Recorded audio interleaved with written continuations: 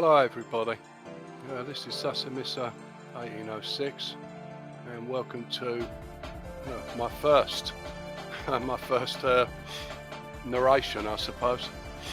I mean, normally my friend Panther UK does all the introductions for this, but because this is a subject I do care about quite dearly, I thought I'd have a go at it myself. Of course, I've naturally I've dragged him into it. Yeah, dragged being the operative word. Yeah, because his knowledge on Touhou Project is, well, significantly less than mine, although I would hardly say mine is comprehensive compared to a lot of other people. But he was kind of the person that introduced me to the actual shoot-'em-ups themselves, long before I actually even knew what the series was beyond the word Touhou Project. Right, the game you can see on the screen, the music you can hear playing in the background is Eastern Night from Imperishable Night. The game is Wandering Souls, which is probably the game in the last 10 years that has had the most profound effect on me. Pure chance I came across it on YouTube.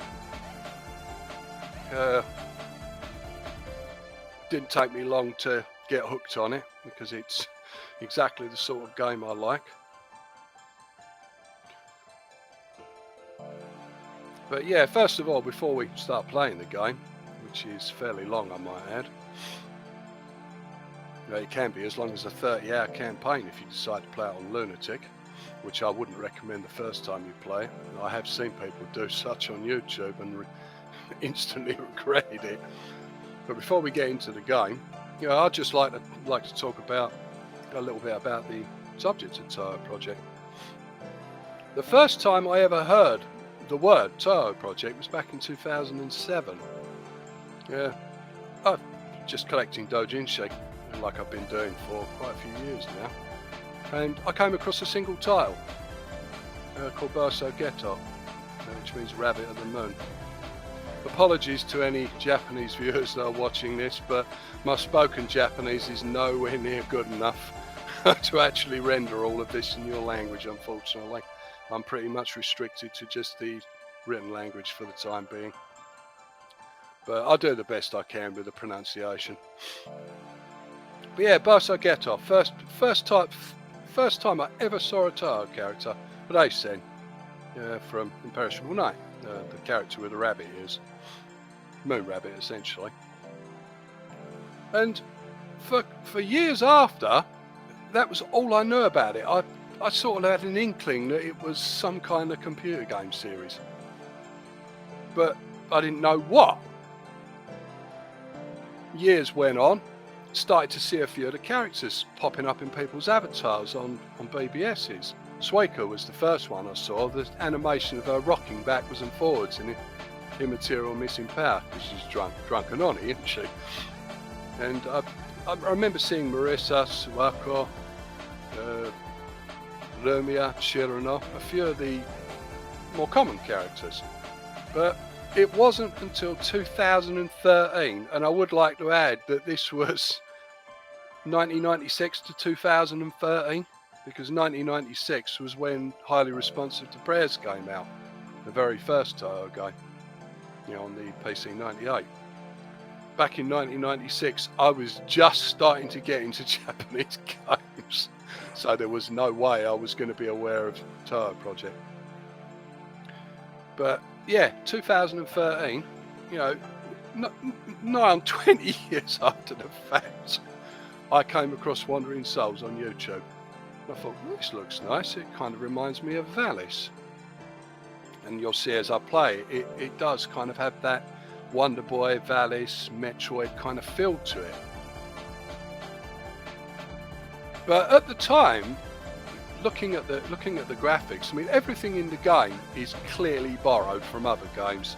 You can clearly see that the sprites come from Immaterial Missing Power, Scarlet Weather Rhapsody, and UNL they call it, the last one.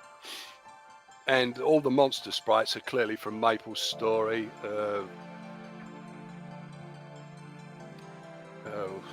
Mystical Chain, the Fairies especially, and Flan.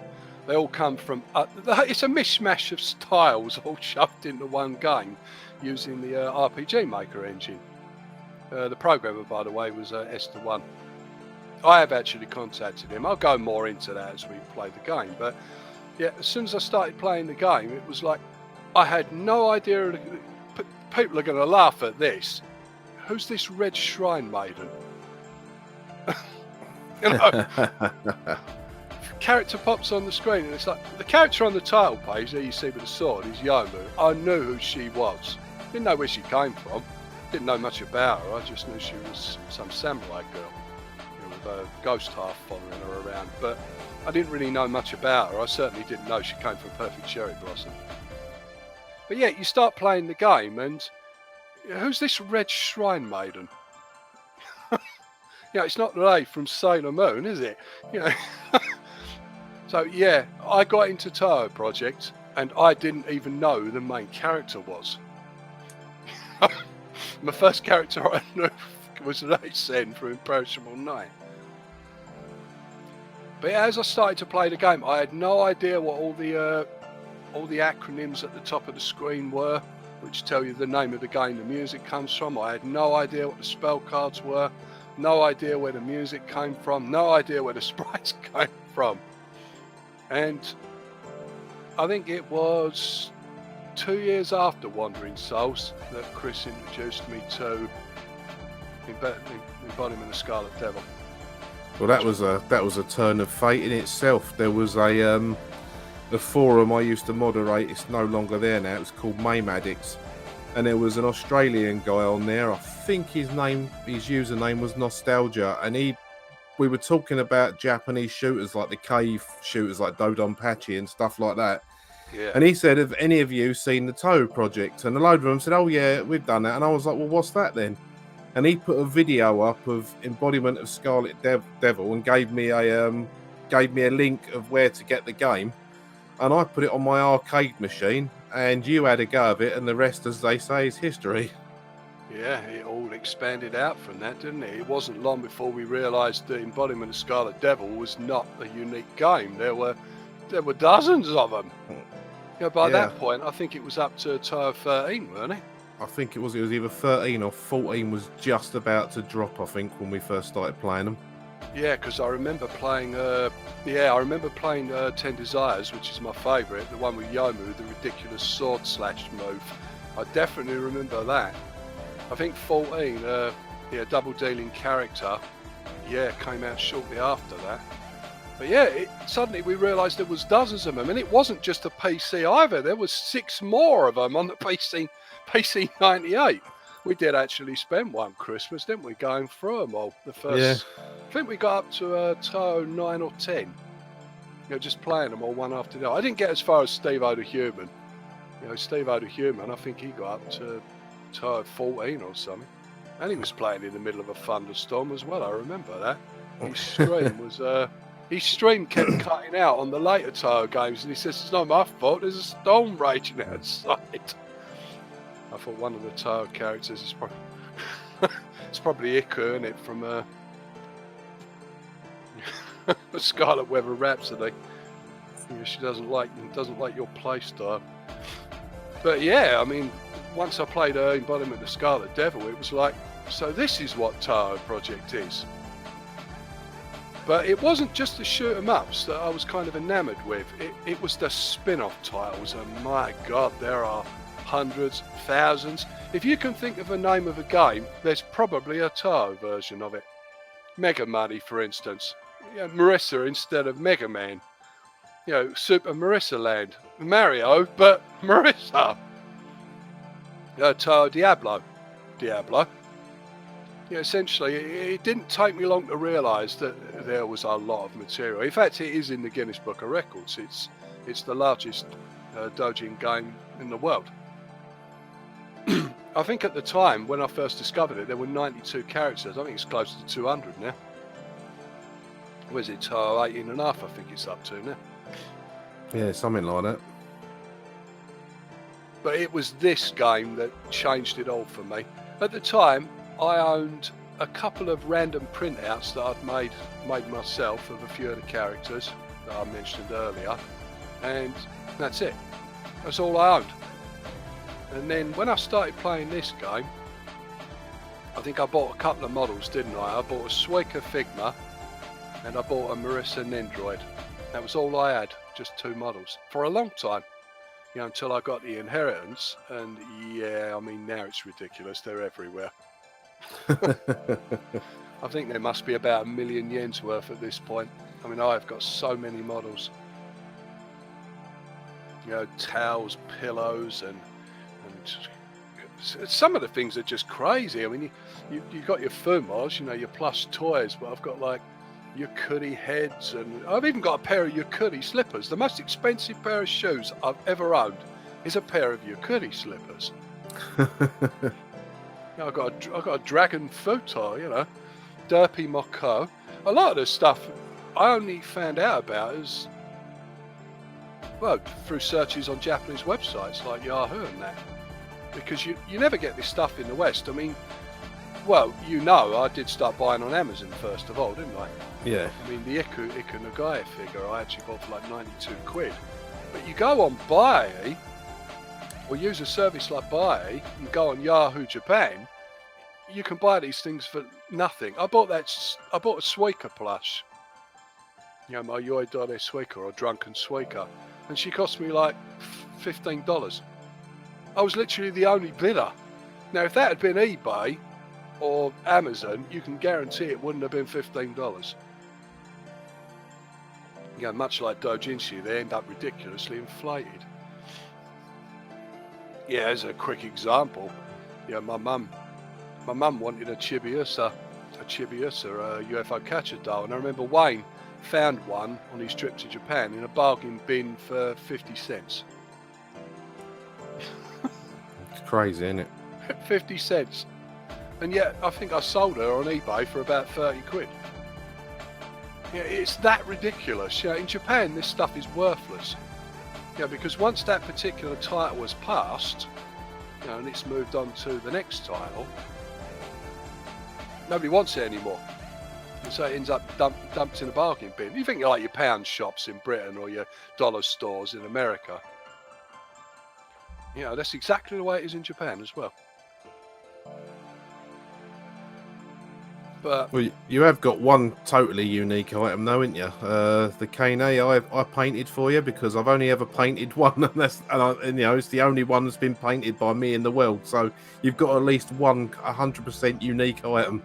yeah, Kunai, that basically that was my fault. That was. I mean, some of the auctions they're a bit. Well, I mean, because they're all in Japanese, I can read it a bit better than I could, but sometimes I was a little bit too quick to press the bid button instead of like trying to read and, you know, see that this is a garage kit. You got to assemble it yourself and paint it yourself. The picture is just there for a reference. That's not how she looks. Yeah, I did it several times, didn't I? I bought a Valkyrie figure you've got to assemble, and then of course we had the Komachi that was unpainted. Well, she was partially painted. You know, which is kind of weird. It's almost like she was a reject version where they only half painted her. But she's made of soft vinyl, so you can't really do nothing with her. Still, it's the possibility of another fairly unique item if it's like a rejected item or something.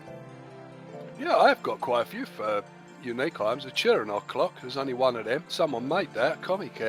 And I've got a Suika picture. I even got a personal message from the artist for that, saying thanks for buying my picture. So yeah, I've got some unique items here where there's only one of them. Yeah, because I mean, I think it's up to the Taisai 7 now, which is the Touhou equivalent. Touhou was once so big that it used to take up about 60% of Comic Kit. They got so sick of it, they gave it its own convention. Yeah, it grew to such a size. It's not quite so popular now, I don't think. I mean, the Walfers videos, they do seem to be kind of teetering off now, or petering out. But there's still people making the stuff, there's still people interested in it, and Zern is still producing the games. But yeah, when it comes to Wandering Souls, though, I mean, Estheone, I mean, I kind of gushed to him a bit, and he says, like, you know, I'm pleased you like my game. He says, I think he said in his reply that he has kind of got a soft spot for it, but he's kind of moved on now to other programming tasks. I don't think the game's very popular. I mean, I think it's been downloaded a couple of 100,000 times, but I haven't seen many people playing this on YouTube. And when they do, they usually play it very badly. I mean, this video here is just a casual playthrough. It's certainly not a speed run. It's only on normal as well. I mean, on hard, everything's got 50% more hit points and 50% more damage. On Lunatic, it's all double damage. The Lunatic is very challenging to do it without dying at all. But hard's not too bad, and I do tend to exploit the game engine a bit, you know, to get ahead from playing it so many times. But this is not a speed run, this is just a casual playthrough. But yeah, I think I've blabbed on enough for the minute, you know, about Touhou Project in general. We'll talk more about it as we go on, so let's get to the game, I suppose.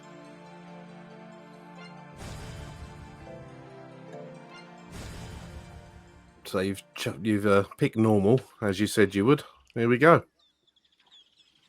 Right, you get your usual tutorial level first. So it's like, who's the red shrine? Oh no, it's embarrassing, you know. But yeah, basically you get them little messages pop up which tell you basically how to do the basic moves.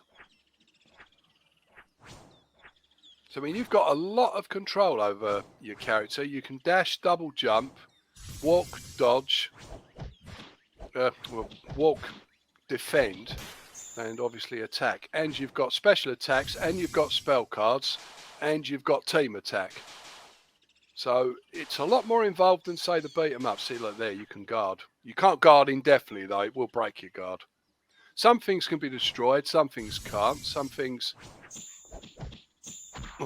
shoot, some things use magic. Those little tree monsters there, which is straight out of Maple Story, as you can see. They're not particularly tough. Some things drop items. Hyper mode is something that becomes very, very useful later in the game. It's kind of like a limited power-up that lasts a very short period of time, but while you're using it, you are pretty much double strength, and status effects don't affect you. Well, those sort of things are always useful. But you see that IAMP there, where it says like immaterial missing power of the moon. At the time, I didn't know that. You know, it's like that one just said Phantasmagoria of Flower View, you know, Spring Path. But yeah, once you get off that simple tutorial level, and you can die on the tutorial level, by the way, and you end up basically redoing it. If you die at any point in this game, you don't get a game over. You get booted outside the level and you have to do it all again.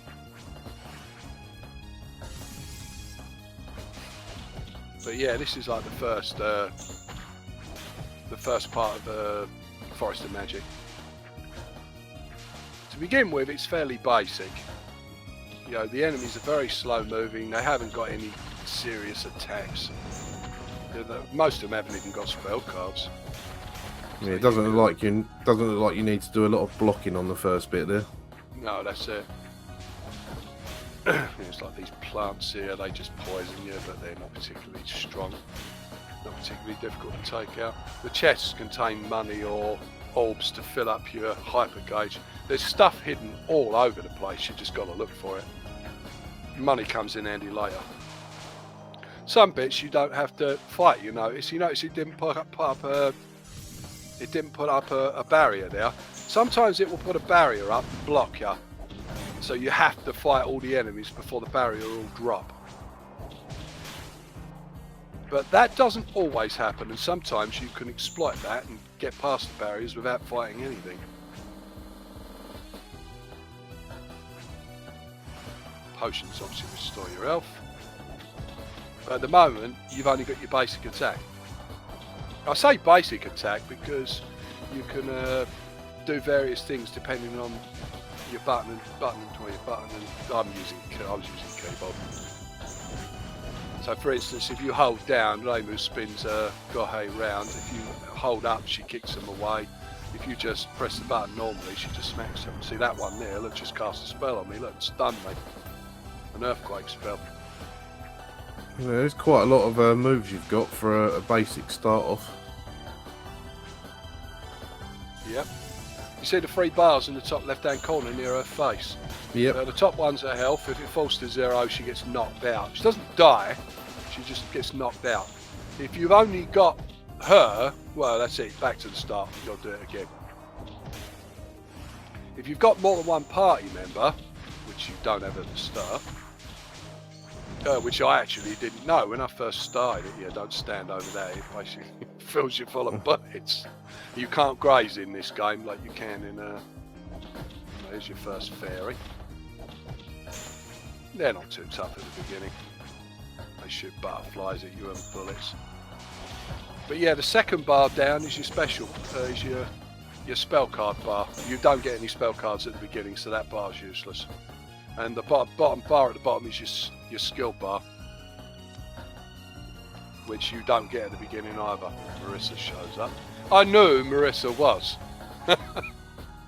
Although I had a tendency to mistake her for Suwako, even though they look nothing like each other. I suppose it's because of their hats.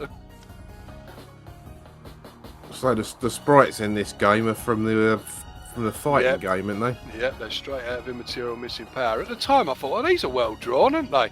Yeah, they should be. Yeah, I mean, after this game I started to see them popping up in Mugen. And I thought, oh, someone really knows how to draw sprites, don't they? Yeah, of course they do. Yeah, Marissa joins your party. This was the bit that made me think of Valis instantly. It was like, Marissa joins your party. Does that mean like you play Marissa now then? No, you play both of them.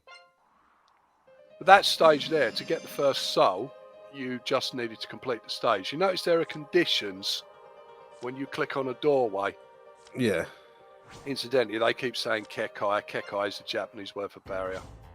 But there it says finish the stage. Oriental Dark Flight is Marissa's tune from Phantasmagoria and Flower View. But you notice now you've got Marissa's face above the hyper gauge. Yeah. So you can switch to Marissa and Master Sparker, don't you? Now Marissa starts with Master Spark, being her signature attack. Marissa is kind of a glass cannon. Her physical attacks are weak, but her spell card attacks are devastating. Whereas Reimu is an all-rounder. She's physically tough and physically resistant. And she's got good physical attacks and she's got good special attacks. You know, Sherry, she can chuck her yin-yang orbs like that, look. Yeah. You know, sometimes the numbers that are popping up over the enemies come up in different colours. Sometimes they're white, sometimes they're yellow. When they pop up in yellow, that indicates that you've got a critical hit. Right, okay. I mean, Reimu fires yin-yang orbs that basically got on me, Odama. So you notice it came up in yellow because the fairies are weak against lightning magic. Just like those little tree monsters are weak against fire. That's why it comes up in a different colour. So using that to your advantage, pick a character you know will do more damage. I mean, those little fairies there are not too bad, but sometimes they will ram into you like that and stun you. But you notice when you change characters, the other character rests and their health goes back up. So use them strategically. That was an item there. I think it was an item that gives you resistance to stun. So give that to the character you're using most, i.e. Reimu in this case. Yeah, makes sense.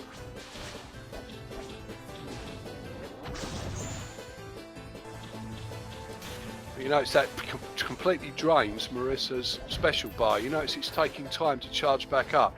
Yeah. Oh, it's not moving that slow though, to be honest.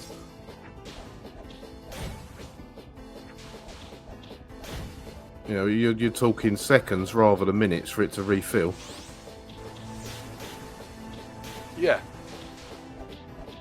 So you can see why I'd say it's like Valis. Valis 3 specifically. Valis 3 and 4 on the PC Engine.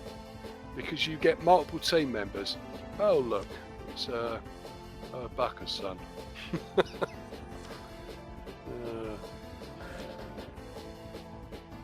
Miss Stupid, isn't it? The Taiwan Sakuya does that. Yeah. Yeah, I'm the strongest.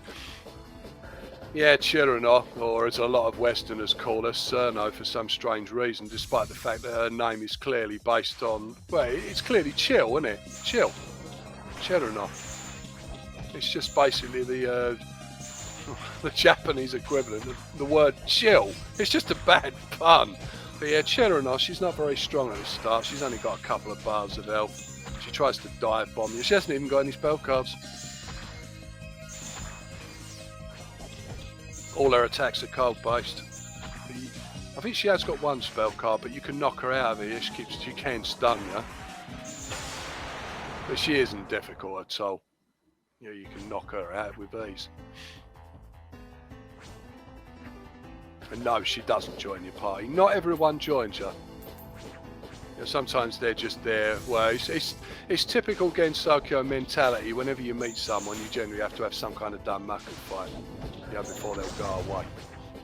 Well, it is a theme throughout the games. But yeah, Master Spark is powerful and it's got a very large area of effect, but it's very easy to knock Marissa out of it. So only use it when you're in a safe spot, because even if you're doing a special attack, it doesn't mean it can't be cancelled. Yeah, this character here is like a main character. I had no idea who this character was when she popped up. Obviously I know who she is now. She's clearly Zun's homage to Dio Brand from JoJo's Bizarre Adventure, because he was a big fan of it. Also, she's Flan and Ramelia's maid. See, I know that much. Yeah, yeah, she's the maid of the chief maid of the Scarlet Devil Mansion. And I'm always saying her name wrong. Even to this day, I have a tendency to call her Sakura rather than Sakuya. Even though her name is basically Flowering Night. In fact, her tune is called Flowering Night. It's her name, essentially. But yeah, she joins your party. Now, Sakuya is exactly the opposite of Marissa. She's physically tough, and her physical attacks are strong, but her magic is very weak. So she's a good boss killer. That gave me a constancy ring. I think that stops you from being drained, because some attacks weaken you. They knock your attack down. I think that item you got earlier was actually protection from earth. Something like that. It's been a while since I've played this. Right, this stage you can actually get a bonus soul, but only if you do the level inside 4.5 minutes. There's no penalty if you don't do it in less than 4.5 minutes. You don't die or anything. But if you can do it quicker than 4.5 minutes, you get a bonus soul. Yeah, you might think, well, big deal, you know, you only need one soul to get off the level. But souls, the more of them you get, the more it unlocks the better spell cards later in the game. So you want to try to get as many as you can. Yeah, Sakuya can stop time. Being a Dio Brand, basically.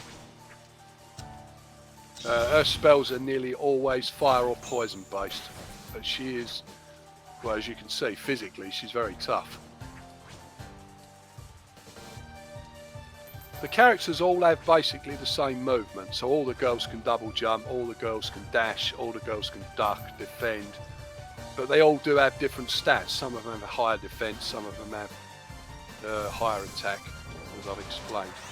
How do you know which doors to go through there? Is that just like a trial and error thing? And obviously you've memorised it. Well, on the earlier stages, there's usually only one way to go. But as the game goes on, yeah, there will be multiple paths, and some ways will give you certain things, hidden items.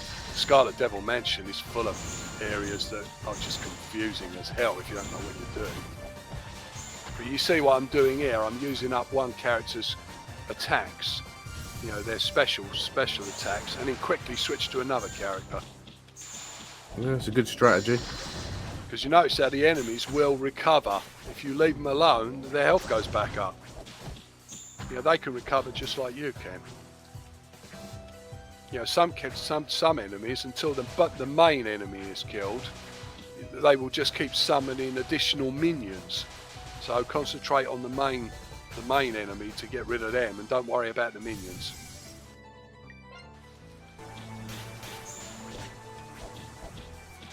You notice I cancelled Marissa's Master Spark there. You're allowed to do that as well.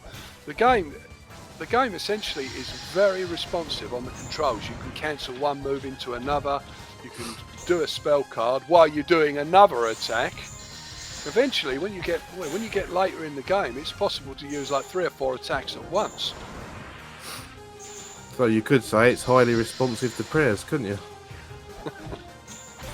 Yeah, it's certainly it's a combination of a beat 'em up and a strategy game. It's not entirely like Metroid, because Metroid you've obviously got a lot of backtracking. It's not entirely like, say, Streets of Rage or Bare Knuckle, because you're not just simply progressing through and beating up mooks and then going on to the next stage after you've beat a boss. This, there's a bit more to it than that. There's a definite strategy element. But yeah, you notice this one says find a hidden soul. Find the hidden potion, and never mind, go there. You see that fairy ran me out of the spell card there. But no, there's a hidden soul on this level if you can find it.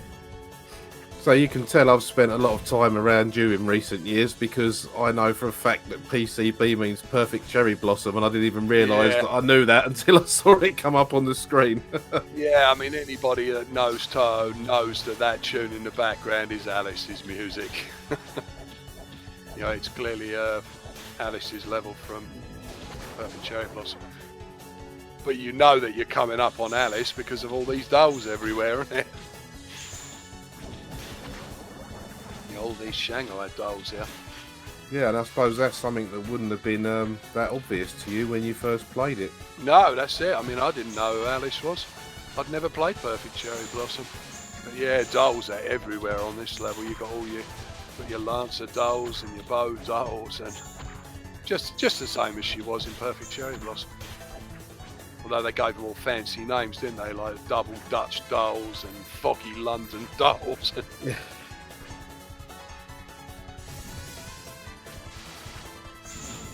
Yeah, the dolls are a damn nuisance. They're not particularly tough, but if they all gang up on you, because the thing is, if you take too much damage at a time, you know, your character will get hit stunned. Sometimes you'll see Reimu or one of the other characters, they'll kind of glitch backwards, which means they've taken too many hits, and it will stop the controls working for a split second. And that can be more than enough to allow an enemy to, several enemies on the screen to cast all their spell cards and literally kill your character. As the game goes on, the enemies get really tough.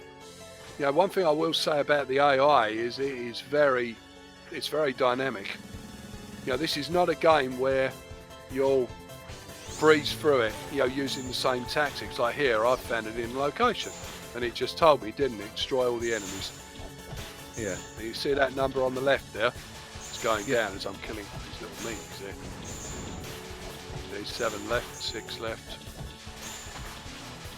There's no time limit. Oh no, actually that wasn't the number of enemies. That was one of the power-ups that I picked up. Yeah, they appear on the left-hand side under the bars, showing you. I told you I hadn't played this in a while, didn't I? Yeah.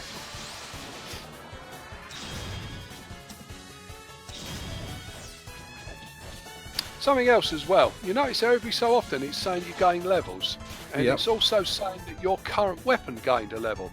This game basically say defeat all the enemies, found the hidden soul. But yeah, basically you gain levels. I think you get a maximum of 99. AP basically is what makes your weapons grow. Think of Final Fantasy VII. The weapons, the materia grows bigger with time and becomes stronger and gives you more abilities. And that's exactly how it works in this. You get equipment. You basically allowed a weapon which is unique to your character. No, Reimu cannot use Marissa's brooms. Yeah. No, Reimu uses Gohei, Marissa uses brooms, Sakuya uses knives. You get an armor item, and you get an accessory item. one for each element. So you got one for earth, one for earth, one for earth, air, fire, water. Basically one for each element. And they basically will alter your skills. Every weapon has got unique abilities. I mean, this weapon that Sakuya's got here gives her that Hell Corridor spell card, which she makes the knives appear either side of the enemy. Yeah, that's a useful spell. Yeah, Sakuya's stuff is all based on time, so she can slow things down. This line here that Alice says here, when she says, I'm conducting an experiment, in version 1.0, it used to say, I'm conducting an experience. And I used to think, what, a sexual experience? To be fair to Estheone, he's French. You know, obviously at the time he wasn't completely sure what he was writing. He did clear it all up though, I will say that about him. He finished the project. You know, because version 1 had a lot of bugs, it had some bugs in it. And he did come back to it and he fixed a lot of the stuff. And to be honest, I don't think I've ever had this game crash. Not once. In all the time I played it. It's very stable. Yeah, more can be said for a fan game than real games. I know I'm going on a tangent here, but I bought that PC version of the Ghostbusters game, and I was trying to show a friend it yesterday, and it crashed the desktop. So yeah, there's more to be said for this than there is for that at the moment. Yeah. Well, Alice isn't too tough at this stage, as long as you concentrate on her with aim, because you notice Alice doesn't move about very much, so you can use any area of effect spell on her. She just tries to spam dolls, Goliath dolls, and Lancer dolls. She spams dolls everywhere. She's much tougher on the second time round. You can't recruit Alice. Well, you could tell that, couldn't you? Alice basically had a chip on her shoulder there. She didn't want to help you.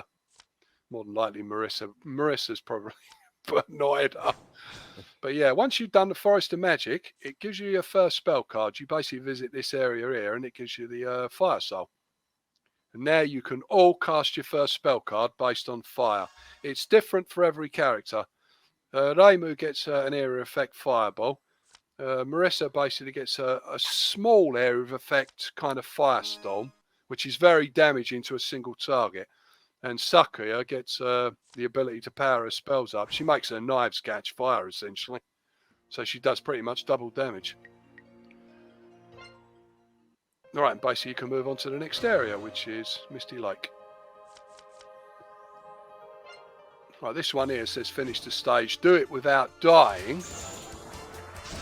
So if you can do the stage without dying once. It doesn't matter if you change character, as long as you don't die with any one character, you'll get an extra sub. But you notice there was Code Indo there as well, Linosuke's shop. I didn't bother with the shop at this point because I haven't got much money. You'll see the shop later on. Right. You know, Sakuya now, she's got lightning balls as one of her skills, which do a lot of damage to fairies. Fairies are all weak against lightning. With the exception of the green fairies, yeah, we'll come back to them. I hate green fairies. They are really, really damaging. You don't get them on this stage. I like the way he went with the realistic looking backgrounds, you know, just like Zun does in his games. You know, so a picture of the lake in the background, isn't it? Yeah.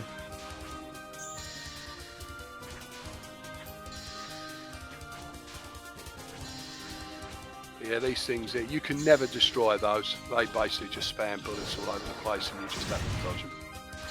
You know, there is no dodging them.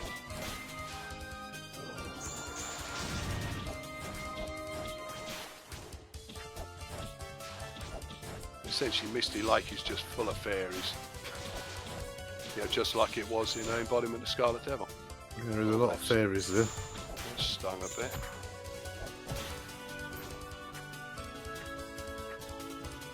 Yeah, it will not let you leave until you've actually killed everything. That depends though. I mean, some sections it will wall you in. I mean, they're weak against fire, so you can kill them pretty quickly. I think what the bloody hell are they? They look like something from Pokemon. No, they come from Maple Story. Which is, I've never played it. I've seen screenshots of it. I think I've watched a few videos of it on YouTube. But I've never played it. But yeah, they apparently come from Maple Story. Well, they do look sort of like pocket monsters.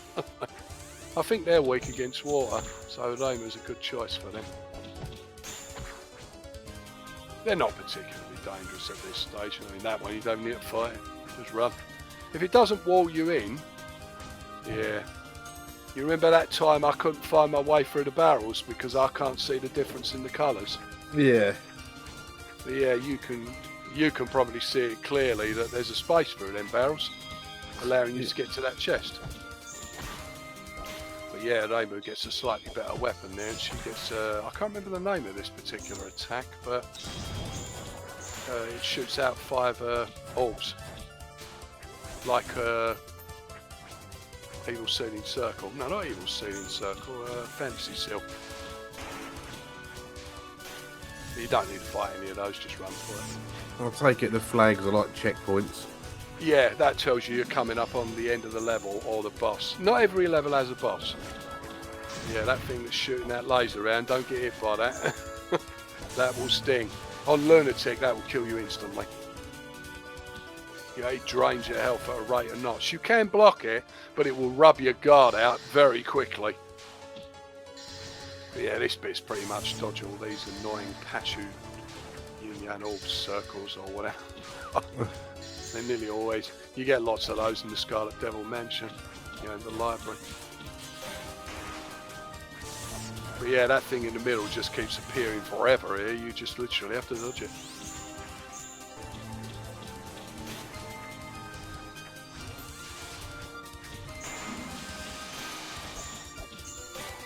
Yeah, Marissa's spell card's quite devastating at close range. Yeah, it certainly looked like it. But the spell card, well, you can see those bars are getting longer, but at the start you've got very low health. You only start with like 100 of each, and I think 100. I think Ramu gets 10% more SP. Marissa gets 10% more spell card, the blue bar, and I think Sakuya starts with more hit points. Right, now we get an underwater stage with the 10 Desires Desire Drive music. In fact, it will say here, look, TD Desire Drive. Now, when you actually play 10 Desires, which I didn't until years after the fact, if you remember, you're flying through an underground cave, aren't you, on that stage? Yeah. And it does sort of look like you're underwater. So I can understand why Estheone chose this tune for these stages. To be honest, I think the tunes he chose, you know, were very apt. He always seemed to pick the right tune for the level. Yeah, these annoying fish monsters. I mean, you move a bit slower underwater. Yeah, first of all, I was wondering, like, are you going to drown? You don't drown. You know, it's not that kind of game. So you don't have to worry about it. I'd imagine years of playing games like, I don't know, Sonic the Hedgehog and stuff like that leads you to think, where's my air bubbles? Yeah, that's exactly what I was thinking when I first played it. It was like, how come the fireball spell works underwater? Where's Marissa, isn't it? Special magic fire, isn't it? Yeah, cold fire. But yeah, the underwater stages are kind of... They can be a little bit trying at times because you're moving a lot slower.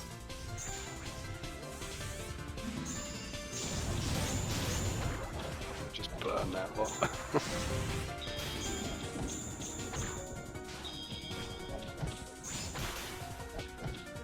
But yeah, the music playing in the background here I think is Lunar Elf, which is the tune when you're flying over Misty Lake. Yeah, like you say, certainly picked the right tunes for the right areas. Either that or it's at the edge of spring. Yeah, Undine's broom. Actually, it's Undine. I always thought it was Undine, but it's not, it's Undine. It's like, who's Undine? Undine is, she's some famous witch, I think, who lived in Gensokyo in the past. Right, she's got some connection to Patchouli, but at the time, yeah, I didn't know that. They're weak against fire, which kind of makes sense, you know, given the fact that they are water creatures. They're quite tough as well, and they can stun you with their tentacles.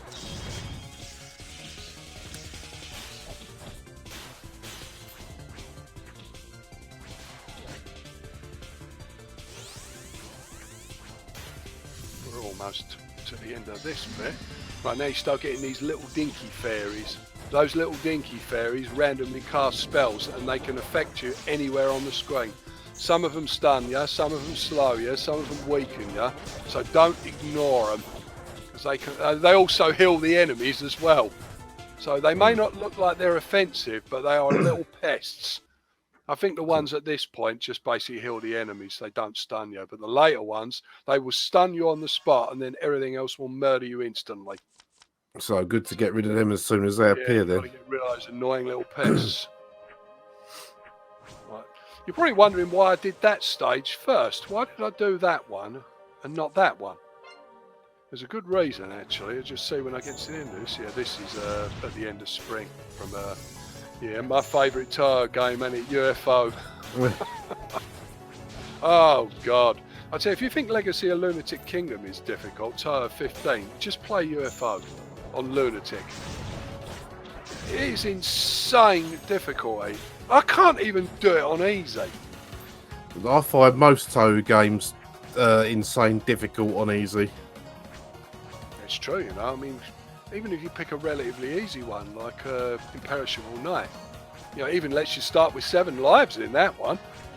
You know, if you want, it'll penalise you with the bonus points and that. But yeah, it still isn't easy. It's reasonably easy until you get up to stage 4. It's nearly always stage 4, isn't it? Stage 4 is where the difficulty decides to go into overdrive. Yeah, easy in the Touhou Project is like other games, brutal hardness. It's true, you know. I mean, I played like Gradius back in the dog. Nemesis of Old Adventure, Greatest 2. Used to be able to finish them on any difficulty level, and then like I play UFO and I can't even do it on easy. I mean, I've completed Prehistoric Isle, and Prehistoric Isle is not an easy shoot 'em up. And like I played Touhou Project, and it's just a completely different experience. Yeah, I'd be the first to say. And the thing is, I have seen people play these on Lunatic. No bomb, no death, no focus, no life lost at all. And it's like, with keyboard. Yeah, sod that. It's like, yeah. I mean, look how long it took me to beat Flan.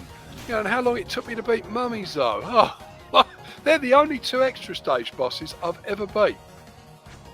Yeah, you notice you get these hidden blocks occasionally where they don't show up unless you land on them. You don't want to fall in the water here, because if you do, you'll have to go around again, because there's a hidden item on the right here. If you fall in the water, you'll have to go around again to do it. So don't get hit too much, because you might get glitch stunned, and then you fall in the water. Do all the enemies reappear if you have to go around again? Yeah, unfortunately it's a sequence. You have to survive the whole sequence. Yeah, right. Just dodge around the screen, because the things are aiming at you. You can clearly see that. I mean, Touhou, as you know, is famous for that. You get aimed shots and non-aimed shots.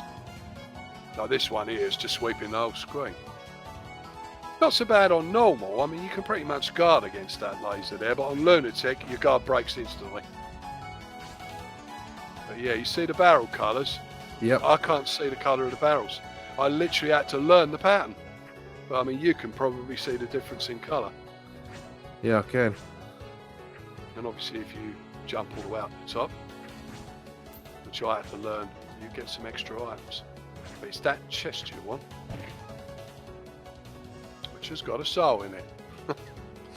Yeah, that's very useful. Because look, this playthrough is a 200 soul playthrough.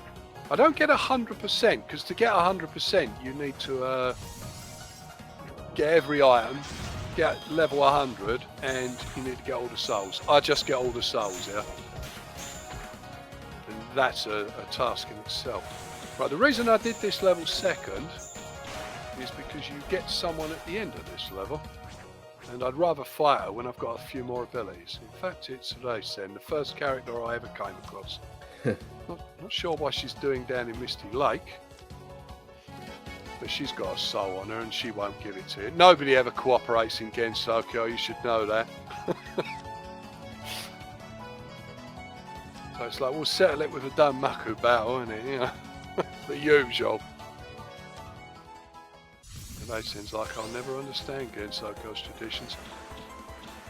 Yeah, Marissa's got a really powerful water attack, and if you can get it right under a character, it does good damage. Now, Racing tends to wander up, well, run around a bit.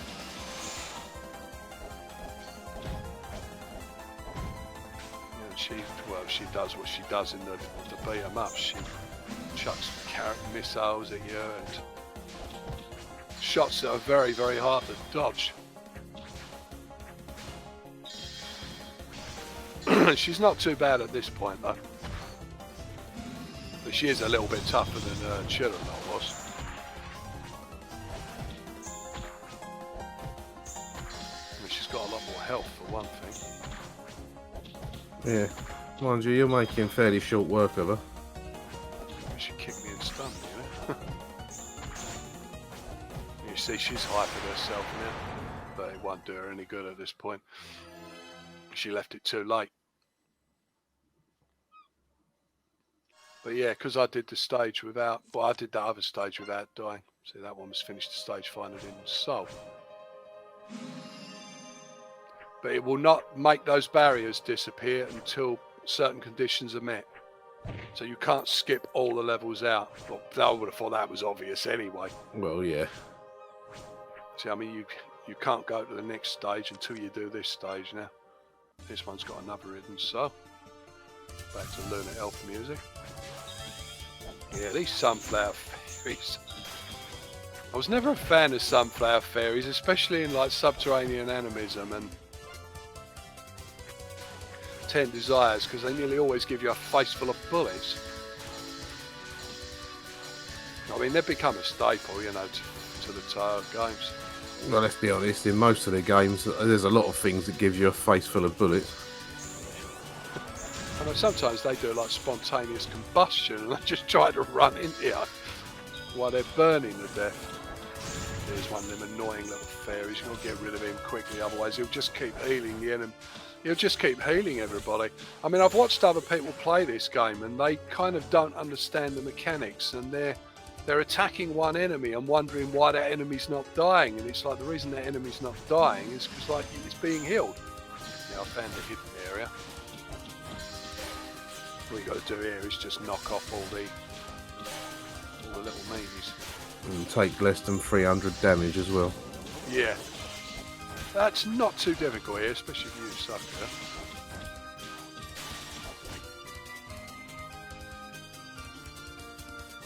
Oh, that was quite a lot shorter than I thought it was going to be.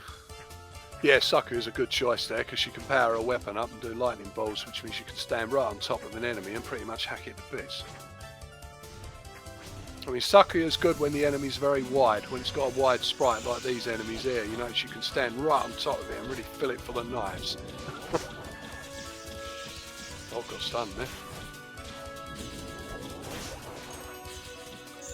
Didn't do much good though, did it? Yeah. Yeah, go to the accessory. Witchcraft amulet, I think that improves your spell card power. Best to give that to Marissa. Those APs are making your weapon grow. Your weapons grow naturally anyway. Yeah, every time you kill an enemy, you get some additional AP. I don't think I actually show the backpack very much in this playthrough, but I'm just going through the motions.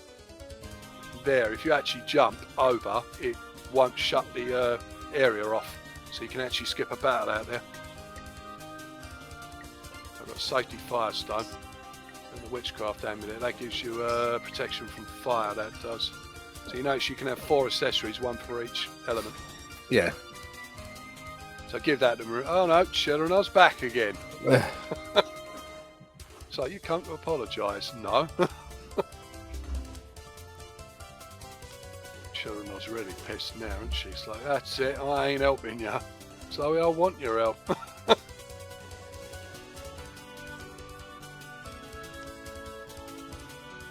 She's a bit tougher this time, though. You know, she's got herself a bit more health because she's in her home territory now, so she's got a bit more health there. Yeah, well, you expect it to be more difficult this time round. Just don't let her let her spell card off because she starts doing icicle drop on you and it's annoying. But yeah, Chirana's not so bad on normal, but on Lunatic she can kill you instantly. you know, if she gets one of her spell cards off, but most of the bosses can. But it's kind of embarrassing, like getting murdered by Cheddar on Lunatic. I mean, to be honest, the main difficulty between, or the main difference between, oh god, here she goes, Ice Age. Yeah, those will really hurt. And they slow you, as you can see. Look, he's slowing me down. You want to try and interrupt her spell card so she can't cast it. But yeah, the main difference between the difficulties is it's very noticeable at the early stages of the game, but as you go into the game, you start getting abilities that allow you to ignore the enemy's armor, and abilities that allow you to take literally no damage, as in evade. But early stage, yeah, Lunatic is considerably more difficult and hard than normal. It's not just slightly more difficult. I mean, it is a Touhou game. Yeah, you see that gap there that was spitting monsters out? If you hang around, you can actually destroy that after so many iterations. It spits out about a dozen monsters and then it disappears and you get a bonus for it, but I skipped it. It's an optional fight. I went straight for the end here. Killing off. You see that blue monster? He is pretty powerful, he is. He will cast ice right on the top here. He's weak against fire though. So just mash him up and stuff here. Again, it's tactics. You know, learn which enemies are weak against what element and use that character against them. You know, some enemies have pretty obvious weaknesses. You know, other characters, well, other monsters have no weaknesses at all. And the bosses generally don't have any weakness to elementals. They take standard damage. You know, Cheddar, for instance, is not weak against fire. But then again, you know that from Hidden Star in 4 seasons. You know, she's 10, doesn't she? Mm-hmm. You know, essentially, Cheddar is not weak against fire. In fact, Cheddar actually likes the summer. Yeah, she's actually weaker in winter. Which is strange for an ice fairy. Well, she manipulates ice. She isn't made of ice. But yeah, that monster there, he can spam quite powerful attacks if you let him. Like this snow gun attack. Oh, I stopped him before he did it. Oh, picked up some butcher knives there. See, you don't necessarily need to buy things from the shops. You know, some enemies will drop items as well. If you're lucky. You can actually increase the chance of enemies dropping stuff as well. Now look at the stuff they're spamming now. Get our annoying little fairy.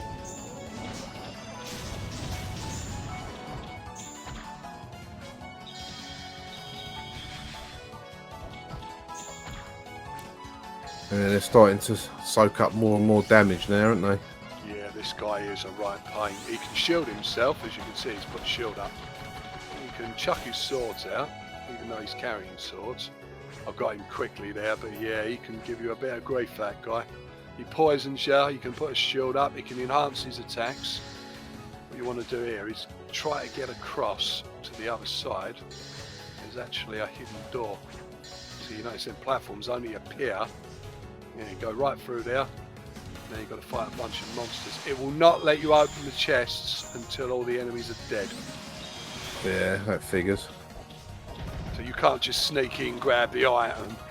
That potion on the floor there enhances your attacks for 15 seconds, I think. So you can see that sword up. And I've also got a weakness as well. So I've actually got attack up. If you change character, all the abilities are lost. They're only temporary anyway. But if you do pick up extra abilities, it's a good idea to see Sakuya's got like 10 seconds of sword up. She's also poisoned as well. Yeah, it's not too shabby at all. Yeah, again, these are optional sections. You don't have to do the hidden soul sections. But if you do them, you'll get access to better stuff quicker. And that will make your game easier. And believe me, the difficulty goes up considerably. And once you get to Yokai Mountain, you know, it becomes incredibly difficult. Well, yeah, you have showed me some of the later levels on this. mean, yeah, at the moment it's all fairly basic. You know, the enemies have only got like 1 or 2 attacks. Most of them don't have spell cards. You know, most of them aren't capable of stunning you. Most of them aren't capable of doing really critical damage. You just kind of have to learn, you know, which enemies are much more dangerous than others.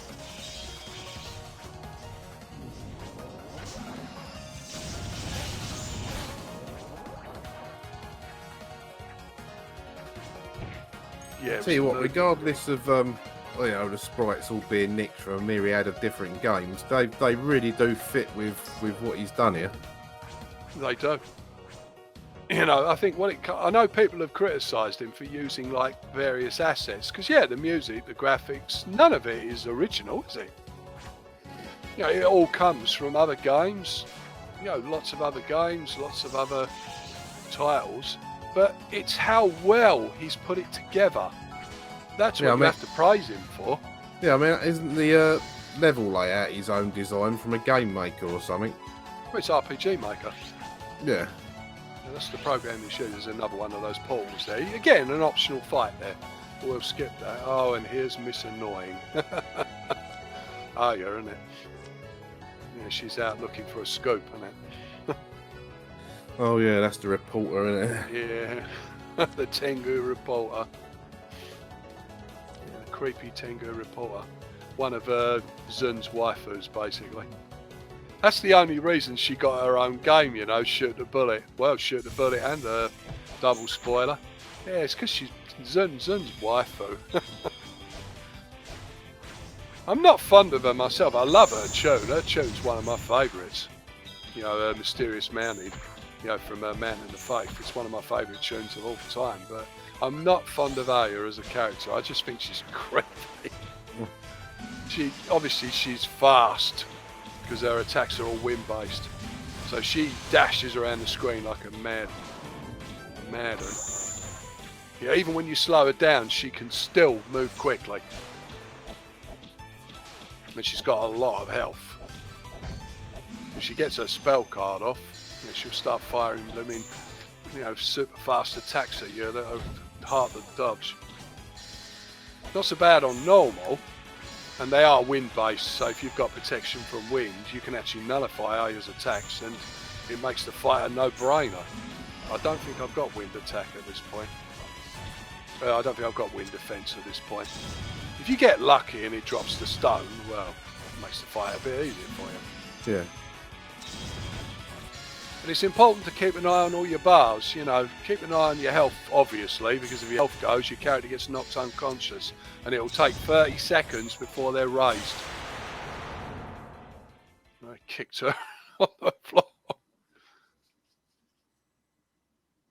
And she's like, you've won, I'll talk.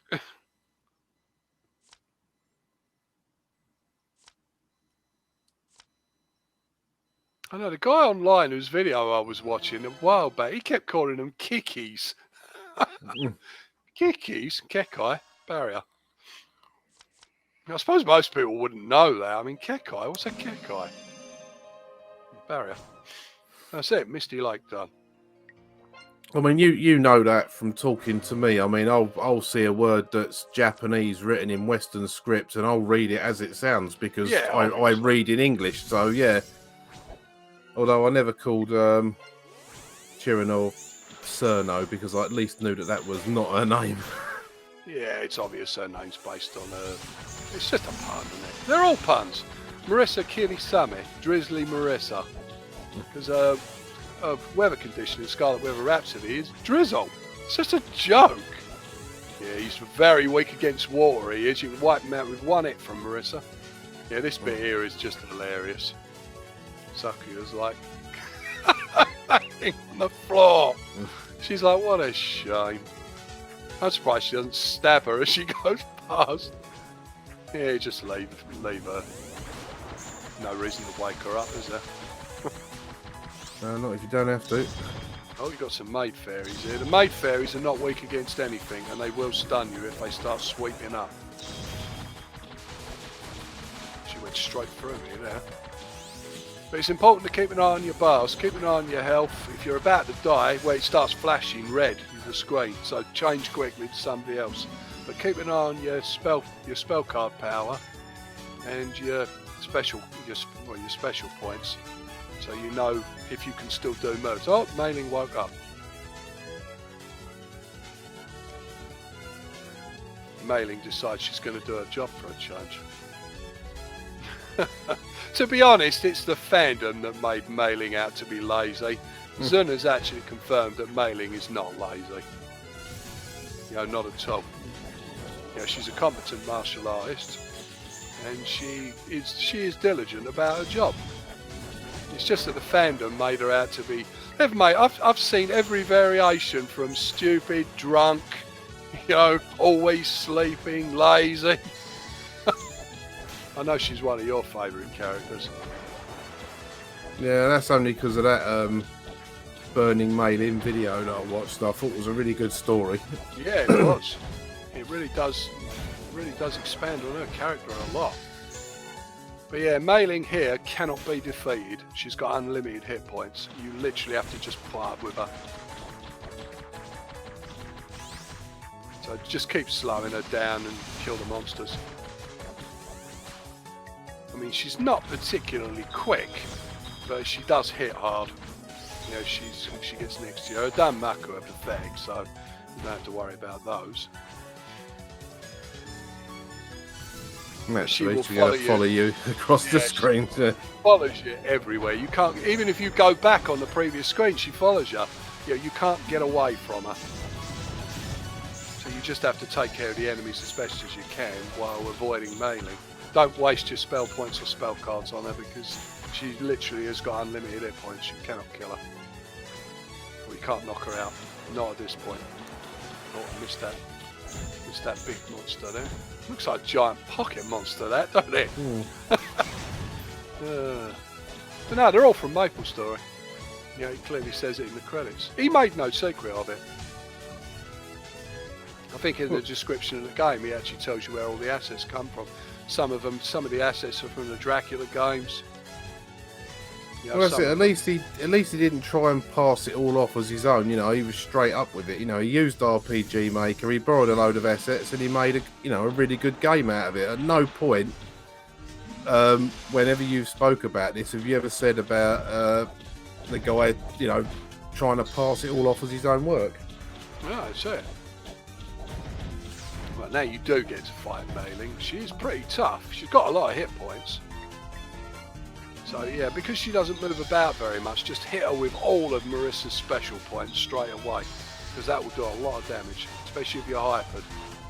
You notice the hyper bar, you can only activate it when it's greater than 3 circles. Right. If it's less than 3, it's at 1 at the moment. It goes up as you attack the enemies. As you kill an enemy, it will add a bit to it. And sometimes, see, it added 1 more there, look, because I got booted by Mailing. I think I picked a globe up, basically. You notice the name and then he got killed there. But yeah, essentially you cannot activate it unless it's greater than 3. You can activate it if it's 3, 4 or 5. And you can turn it off anytime you want, but it will drain an extra glow. So if you turn it on at 5 and then it drains to 4 and then you turn it off, it will go to 3. So you can use it strategically. But that move slows the enemy down and it does sting a lot, as you can see. Just keep hitting her with that, it really hurts. Mailing can go to sleep permanently. But you don't want to die there if possible, because you get an extra soul. Oh no, within 530. Not too difficult, as long as you take it steadily. And now it's into the mansion itself. Yeah, I'm pretty sure the backgrounds here actually come from one of the Dracula games. I'm not sure which one. It's either Symphony of the Night or Aria of Sorrow. But it is one of the Dracula games. Right, it's Pachu's library now. You notice again, I actually skipped forward a level there. Yep. Because this level's a little bit easier to do than the one that's got Pachu on it. Right, we can start getting Pachu's books here. The books don't like war at all. So batter them with Marissa. Get lots of maid fairies here. And yeah, the spell circles now start spamming shots everywhere. Yeah, Usually moving somewhat quicker as well, aren't they? Yeah. But yeah, that background is definitely from Symphony of the Night. I recognise it. When you start getting bats here, the bats silence you, which stops you from using your spell cards. It's not permanent, it wears off after a while. Almost all the enemies here have spell cards. Yeah, this annoying little ghost monster. You know, he's not weak against anything, I don't think. Those bats, they spam shots everywhere, and they poison and they silence you. Yeah, that thing there, it silences you if it hits you. So don't let it hit you. I can see how that would be annoying. Yeah, I mean, you want to be silencing the enemies, not the other way around.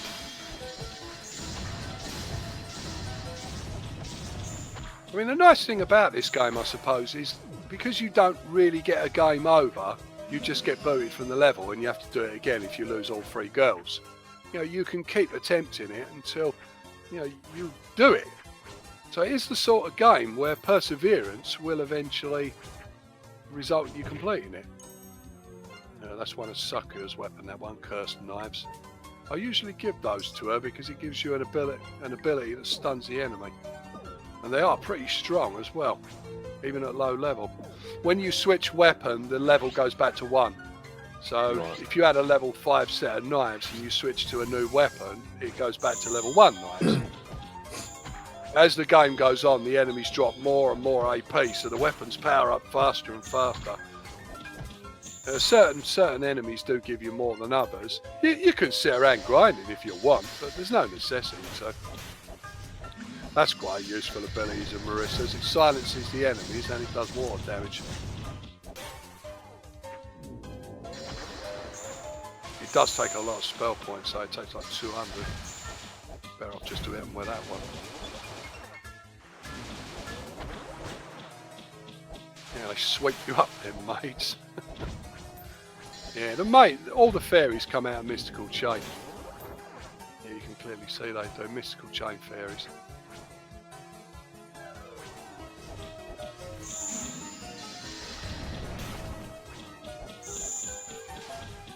And that's a pretty good move because it does silence the enemy and stops them casting. And it does hurt them as well.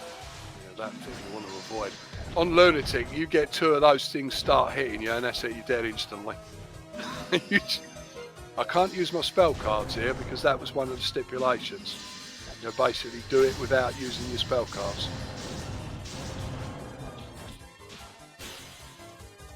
I imagine that's got to be fairly difficult to do, especially if you've started developing muscle memory for the game and that. Yeah. Yeah, sometimes I just do it by accident. I think, oh damn, use the spell card. Which means you've got to repeat the level. You notice there I'm getting poisoned, slowed. I did do it. Yeah, I mean, it's so easy to use a spell card. I mean, with Sakuya, because spell card is a space bar. You hold it down and it does your red spell card, your fire spell card. If you hold up and press the space bar, it does your water spell card and so on. Direction on the keyboard does a different spell card. But yeah, I'm coming back out here now. I'm going to the shop. Yeah, because once you see, because I've passed 20 souls, you now get access to the water spell card. Yeah. That's why you're getting the extra souls. It also affects the stuff for sale in the shop as well. You get better stuff the more souls you've got. You can think of the souls as a kind of experience level. But yeah, now if you hold up and press the space bar, it does the water spell card instead. Again, all 3 girls get different spell cards. But yeah, they're not scared. The only guy getting Sakuya. Yeah, got lots of items for sale, which all do various things. I think the only thing I bother with here is the unflappable amulet. I know I do want at some point because it gives you greater critical. But you don't get a lot of money to begin with, and you can't sell items, unfortunately.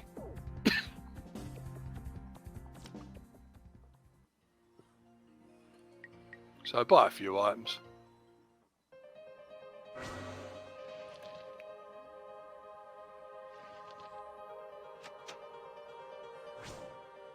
But really, I wanted the unflappable amulet because Mighty Water Jewel, or Mighty, yeah, basically, yeah, the Berserker amulet, the Sight amulet. You notice I'm giving it all to Marissa. Yeah. Basically, all that power I've just given her, the Mighty Water Jewel, basically makes her water attack twice as strong. Bloody hell, it was fairly strong to start with. Yeah, it's now strong enough to like wipe an entire bar off a boss instantly. But yeah, basically Marissa is kind of your go-to character at this point, because almost all the enemies in the Scarlet Devil Mansion are weak against water. It's a vampire's mansion, isn't it? And they're not going to like water. I mean, I think Romelia and Flan are especially weak against water. But yeah, this guy here, like one shot and he's pretty much dead. I like where he's got the little statues in the background there, isn't it? You notice I couldn't open that chest there. Yep. So I went off the screen and then came back on and the enemies disappeared. You can fight the enemies if you want.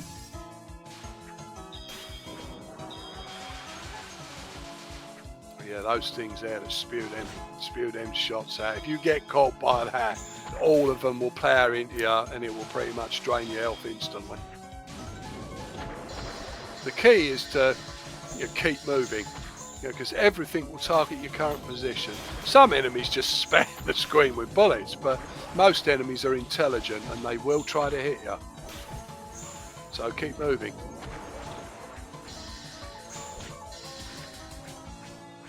I think there's a hidden location down here.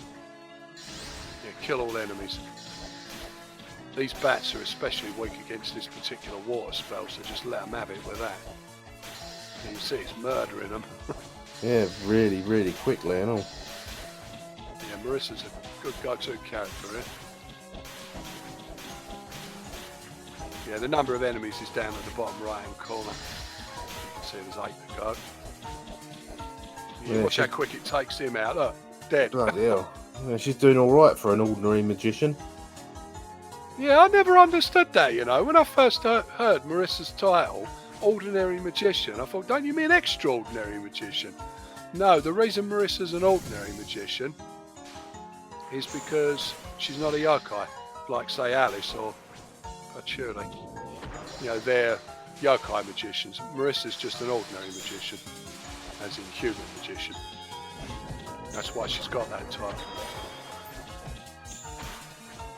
But yeah, I never understood that, first of all. You know, statues are coming to life there. And they love spamming shots out while you're on top of them. No surprise there, really, is it? Yeah, they can do quite a bit of damage if you're standing right on them. They don't come back, though, thankfully. Once you've killed them, even if you go off the screen, they don't come back. There's some hidden stuff up there. There's stuff hidden all over the place. This isn't interesting. You've got to go through the right doors. Now, obviously, I've memorised it, but it's not guesswork there. If you actually look at the top, there's actually a kind of clue for you in the statues above the door. So you don't have to guess that bit. You can see there's something up there, look. Yeah. You could see there were little models. Basically, that tells you the order of the doors. But I already know the order of the doors. You can see Flan and Romelia pictures in the background.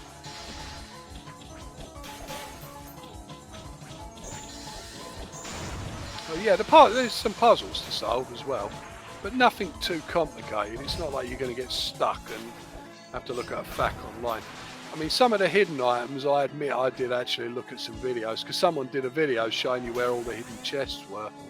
And there were a couple of items in the game, I just couldn't find them.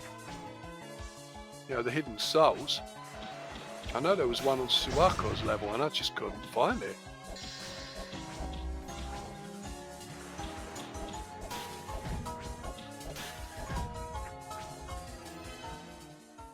that's the end of that level.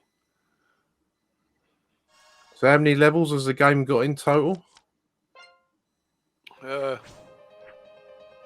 varies from location to location, but generally it's somewhere between 6 and 8, I think. Right. And you've got all the various areas of Gensokyo. And we've had like the Forest of Magic, Misty Lake, now on the Scarlet Devil Mansion, you've got Yokai Mountain next, then the Underworld, then the Netherworld, and then Yukari stage. And then, which we won't be doing in this video, but then you basically go to Chaos mode after you've defeated Yukari and you redo the whole game. But rather than it just being a simple repeat of the levels, all the levels are different and they've all got much more powerful enemies on them. So you essentially, and you can recruit all the other characters.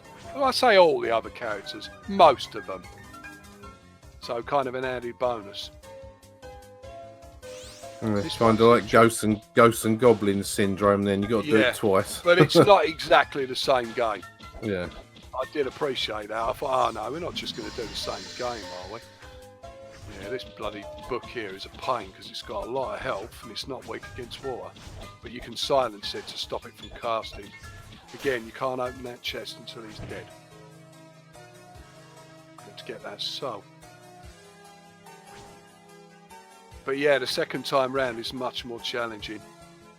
Flan is on the second time round as well. She's not on the first time round, only Romelia. You get a choice of locations here. You can either go top, middle or bottom. I think I'll choose to go on the middle one. You get a different item on each location. Now you could do the level 3 times and get all 3 items if you want, but I don't think I'd do it in this playthrough. I'd just go for the middle one. I think there's a windstone at the bottom. I can't remember what's in the middle, but you get 3 different items. It's not random. Stunned there. It gave me a revenge earring. Revenge earring. The character that's wearing the earring, if someone else dies and you change to them next, they basically get a massive boost to their stats for 10 seconds. If they're the last girl standing, they get 30 seconds worth of boosted stats.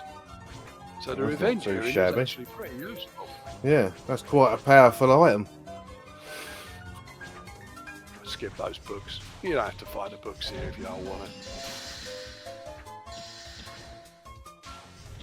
You're spamming me with slow. Yeah, when you're slowed, you cannot double jump. It won't let you. This is an interesting puzzle. Get to the top in 35 seconds. While all these things are shooting at you. Yeah, it's alright if you know the way, I suppose. Yeah. You don't have to kill anything. Just get to the top as quick as you can. Again, you don't want to get glitch stunned here, so it seems easy, but it isn't, you know. I'll do it with 11 to spare. Yeah, as usual, you make it look bloody easy. It's a lot harder than it looks. That's why I chose Reimu, because Reimu is less likely to get glitch stunned if she gets smacked in the face than the other two. Marissa's got very poor defense. You don't want to use her.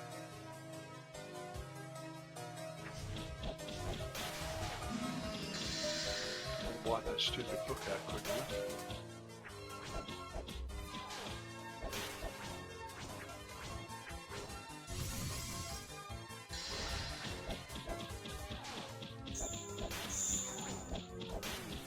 I mean, Marissa, I tend to stick with the entire game because her spell cards are invaluable as the game goes on. I tend not to use Sakuya so much. Sakuya is good if you want to kill a boss extremely quickly. I think I've managed to kill like Tenchi and Iku at the end of the game in like 30 seconds with Sakuya, but she's not very good for the levels themselves. Yeah, you can just go through there. Look, there's actually a hidden location there. Skip through. Oh, and now we get the great unmoving library. I'm sure why they call her that. So that implies she's got a big behind. It certainly don't look that way. Yeah, Pachu don't like you invading her library, so Pache. I've got a picture which says "Don't call me Pash." Yeah, basically, she's the pure magic user of the group. Whenever Pachu appears in a game, she will have ludicrously powerful magic and probably about 10 hit points. You know, she's incredibly weak physically because she suffers from asthma and anemia. I used to think it was just asthma, but no, it's both. Yeah, she suffers from asthma and anemia, but as you can see, Marissa will make short work of her. Look at that. Oh dear. Yeah, Marissa will make, because she doesn't move about very much. She's got very powerful spell cards, though. If she can get off Royal Flare, your I can't remember the name of the other spell card. It's a lightning-based one. It will sting like hell. But she's very weak physically, so you can wipe her out pretty quickly. So do you think she's got anemia because she bloodlets for the sisters? No, her and Romelia are basically of equal status. I'm not sure exactly what their relationship is, but you can tell by their language that they are of equal status. Sakuya is a subordinate, a mailing that they all pick on. Except for Flan. Flan likes mailing. Oh, we get big snakes here, isn't it? I think they're weak against Earth, they are. But no, I'm not. I think the reason Pachu suffers from anemia and asthma is because she never gets out and she don't eat well. You know, she's a yokai that doesn't actually eat people. You know, she ain't like Lumia. Lumia snacks on everything. I mean, that video I showed you earlier, you know, she jumps on Lama. You know, she snacks on everybody, but Pachu doesn't. Not all yokai do. Zun's kind of toned that down over the years. You know, the idea of like yokai eating humans. But it has become kind of a joke with like yokai, and the way she snacks on everything. Yeah. Even though she's a ghost. But this bit here has got a, well, kind of a maze section where you have to know where you're going. You don't have to fight the enemies on normal. On Lunatic, you, I think on Chaos mode you do. But there's lots of hidden stuff here if you can find your way through it. It's not random, so learn the doors. This level's also got my favourite tune in Embodiment of Scarlet Devil. I may not like Sakuya, but her tune is belting.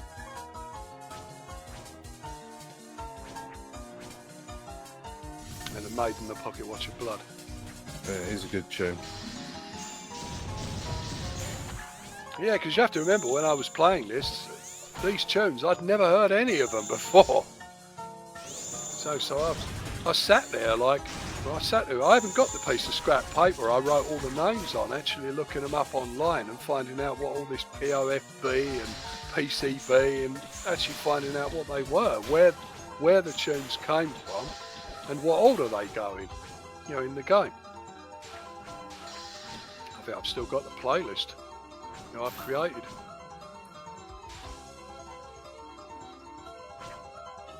Has this game got a sort of music part to it, like a lot of the Touhou games have? No, I don't think it has. Yeah, I mean, that's something the Touhou games are all famous for, aren't they? The shoot 'em ups especially. Not so much the spin-off stuff, I mean, that's largely down to, well, whoever programmed it. I messed up there, I think I went the wrong way. Yeah, that bit there, you don't have to really fight them, but there's a hidden door there to get you that, which is that soul.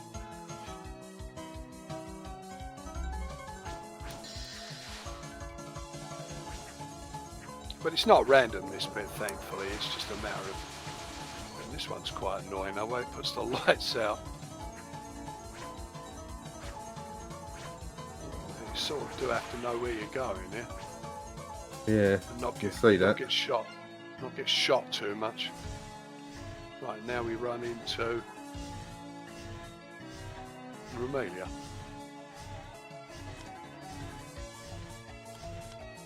Sakuya was actually out getting her some new shoes, I think, or something. And she's like, oh, you know, I've replaced you with this, like, shadow maid, isn't it? And it's like, who created it? None of your business. As usual, you know, she ain't going to help you, is she? It's like, oh, now you've got to fight a couple of shadow Sakuyas.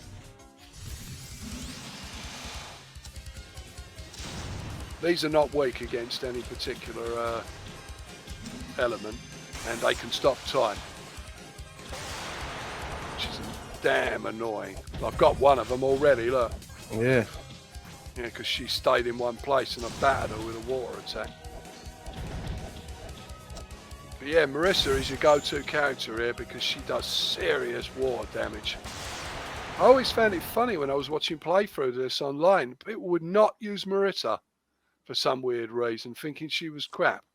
But she isn't. Her physical attacks aren't good, but her spell cards are lethal. Yeah, she can screen clear an entire level with one spell card. No one else can do that. But yeah, made short work of that lot. Yeah, just slightly.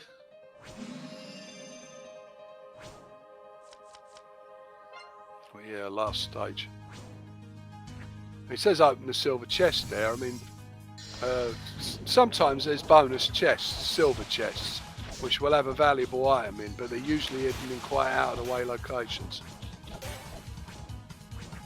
Well, like you said, you're going for the souls in this one, so as long as you open the chest with the souls in. Yeah, I mean the silver chests they're optional. You can go for them. If it's a good weapon or a good item, then it's worth going for them. But I don't know, those creepy snakes there, I always think they're going to swallow you whole or something. They're so big, but they don't.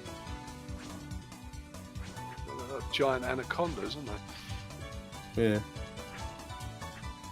Yeah, like there, you notice I didn't bother with that hidden location. I literally skipped it. But there is actually a weapon for Reimu in there if you fight off a bunch of these enemies here. You get a lot of powerful enemies, sharp snakes and these lizard men, and you get a weapon for Reimu, but I don't use it in this playthrough. I think it's a weapon that gives Reimu an earthquake spell that makes like stalagmites come out of the floor and damage anything that's touching the ground. But it's not a very good spell card, to be honest, or it's a very good skill, so I skip it here. We just go straight to Rumelia. Fair enough.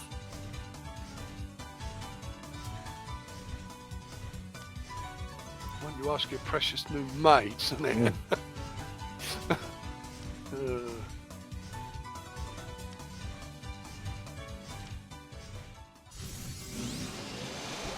I accept the challenge. Yeah, Rumelia's very weak against water, so give her lots of that. But Rumelia is probably the first boss you face that can kill you with a single hit.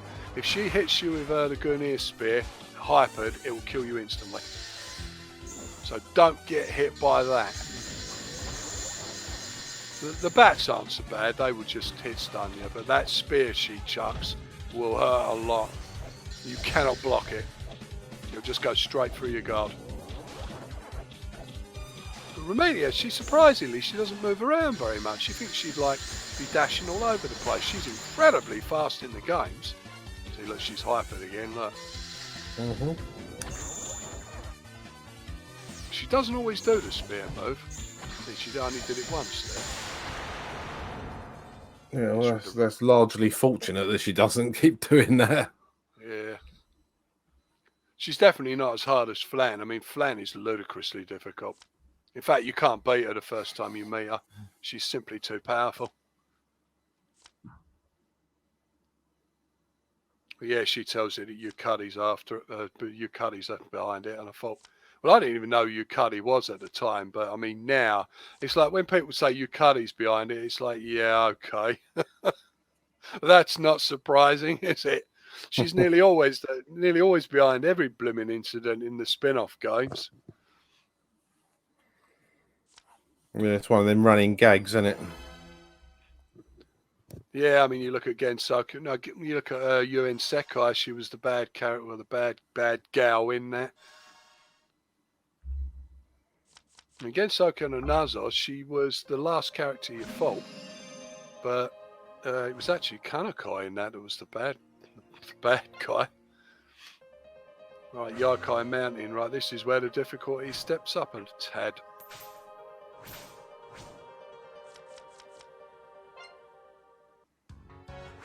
Right, this level here, you've got to do it without spell cards. So that makes it instantly challenging. Right now you get these damn green fairies, which are basically strong against wind. They're the only fairies in the game that are resistant to wind. Unlike all the other fairies. And they hurt like the blazes, especially if they explode. I call them exploding fairies because they do. They literally explode on top of you and all lightning bolts will shoot out of them. And it will hurt like the blazes. So you don't want to let them do anything. Those cute slimes, isn't it? You know, you've got to have the cute slimes, haven't you? They're not cute when they start eating you. Yeah, the cute slimes, they multiply. If you leave them for long enough, they just start spawning. And you end up with 2 slimes and 4 slimes, and so don't let them do that. But yeah, cute slimes, and it's straight out of Dragon Quest. You leave them too long, you're basically playing slime asteroids, aren't you? Yeah. Those ones there are weak against fire, being water slimes. I think there's a chest. Yeah. Right, these little fairies here, they will stun you. So don't ignore them. Because you get stunned and those green fairies will murder you.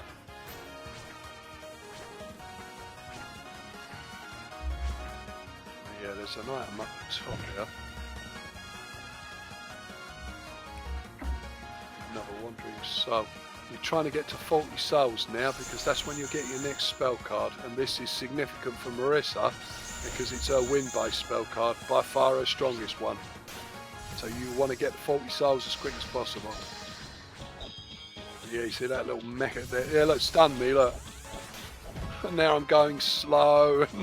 Yeah, they're terrible, these fairies are. They're not tough, they only take a couple of smacks to take down, but you want to kill them quick. You can silence them, thankfully. They're not the worst ones in the game. They get ones later on that drain your strength. And the worst slimes in the game are the poison slimes. They literally drain your spell points to nil. Are they green by any chance? Yeah, they're green. You get them on Chaos mode. You get fire slimes, you get lightning slimes.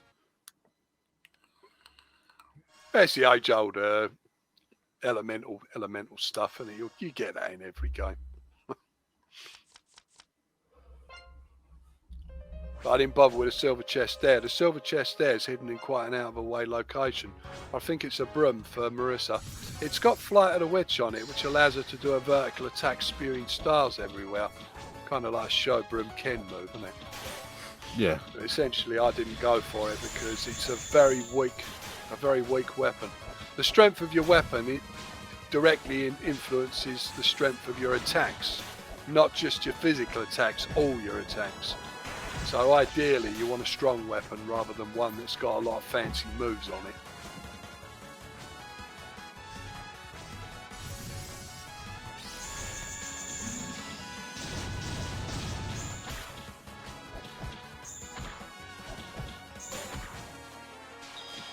Yeah, those plants there, they actually I think they're weak against fire as well, but they spew out attacks that will stun you. Wind-based attacks, you can see. Don't want to get hit by them. That's temporary invulnerability, that is, as in complete invulnerability. You know, for 5 seconds. Not a long time, but it might be enough to do a boss in. Oh yeah. You can't actually keep the items for later though, which is kind of a... I think I understand why he did it that way, because if you had items you could select from your inventory, that would quickly break the game. So I think it was probably right to do it that way, have it where you pick an item up and it will use it instantly. Because you've already got your skills, you've already got your spell cards. I mean, the water-based spell cards are all mostly healing. Marissa can literally heal herself, you know, and get all her health back. I think Lemu gets a water-based attack, which is fairly strong, and I think Sakuya gets a water-based attack as well. All the girls get a healing spell, but they get it at different times. Oh, Marissa died. See, Marissa's been knocked unconscious. You see her bar slowly charging now. Yeah. Until it turns, well, it's black and white, you'll notice. Yep. Until it turns yellow and blue again, you cannot use Marissa. If all 3 girls end up in that state, that's it, the level's blown.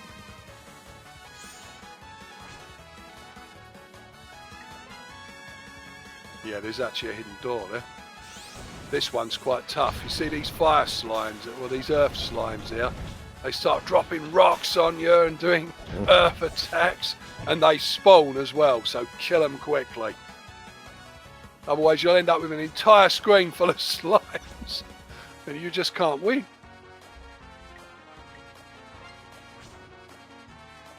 I don't bother with that chest there, I don't think it's got anything useful in it. And Aya's been following us. You know, from Misty Lake. Yep. After you get her story. It's like, oh, you know, big scoop, isn't it, the usual. I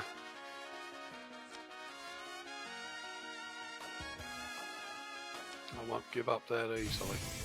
Yeah, Aya's a lot stronger this time. She's got the same basic attacks, she's just got more hit points. I mean, and unlike the other characters, she's not particularly weak against any element. I mean, you think because she's wind-based, I don't know, she might be weak against earth, say, but she's not. I mean, Aya is technically a goddess, so... or a type of goddess. I mean, her tune is called Wind God Girl.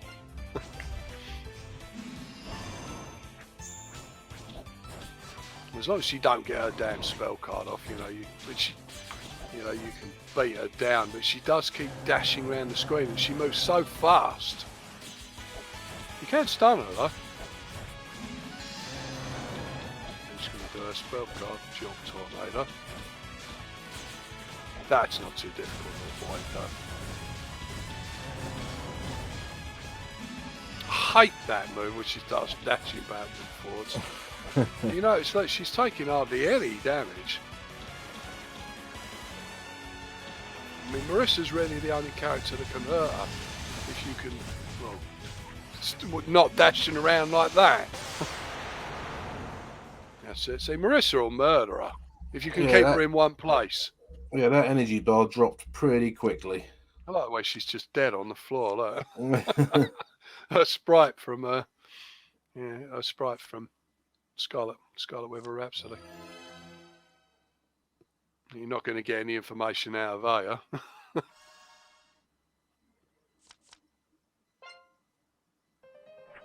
Right, and that's the early part of Yokai Mountain done. Well, now you move up the mountain, it's snowy. Right, finish the stage in 3 minutes and find a hidden soul. It's very difficult to do both.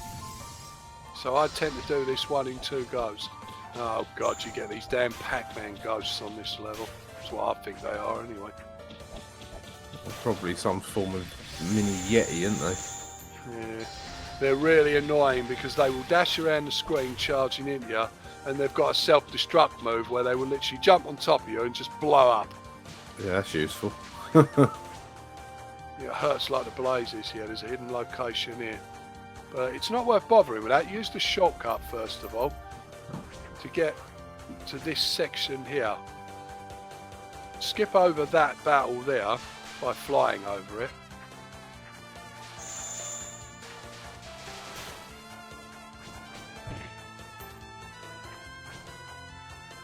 There's a hidden location there to skip through the level.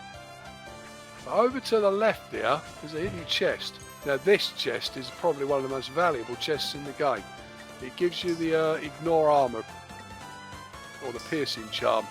The piercing charm will 100%, it starts out at 50%, but as it grows, when it reaches maximum level, it will 100% ignore the enemy's armor. Well, that's not too shabby at all. Which means no matter what the enemy's armor is, even on Lunatic, they could have like 1,000 armor, don't matter, it just ignores it. So it's one of the most useful items in the game. If you combine it with other items like the Predator Ring, And any item that increases your critical attack, you can do murderous damage. Yeah, you get giant yetis as well. They're weak against fire, you can take them down easily. But it's very difficult to get the hidden soul and do the level in 3 minutes. You generally don't get enough time. So you have to do this one in kind of 2 goes. These enemies are all very strong against water, so it's not really worth using it. But I did it in 3 minutes, so I'll get me first hidden soul. But there's 3 souls on this level. But what you're doing now is you're gunning for the 40 souls, because that's when Marissa will get her first wind-based spell card. So you're doing the spelling, doing the level again. Yeah, it didn't take that long, did it? So sometimes you do have to do levels in kind of a multi-pronged attack because you can't meet all the conditions, you know, in one go. There aren't many levels like that though, so you're not repeating the levels a massive amount of times. And this level's got a lot of shortcuts. I mean, I got to the end very quickly using all the shortcuts. There's actually a hidden door over to the right here. There's the one that leads to the end, and there's this one. This is very difficult, this battle, because of these nasty little fairies. They will stun you and they will give you maximum grief.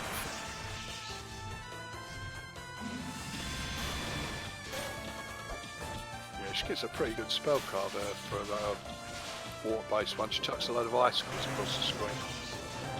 She gets a very strong level 3, or a very strong wind-based one, but it's a very tight spell card. It doesn't spread out very far, but that's basically a boss killing spell card. You know, if you can get it to land. Because Sakuya is the only character that can enhance her own abilities. You know, she can literally up her defense, her attack, and she can make herself invulnerable for a limited period of time. She's the only character that can do that. Managed to swap in the nick of time there, didn't you? So you notice that damn annoying fairy has put shields around them to protect them.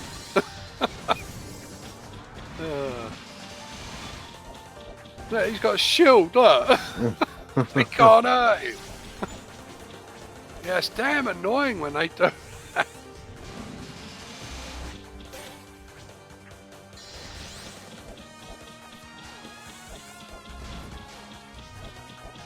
But yeah, the name of the game is take them down quick, you know.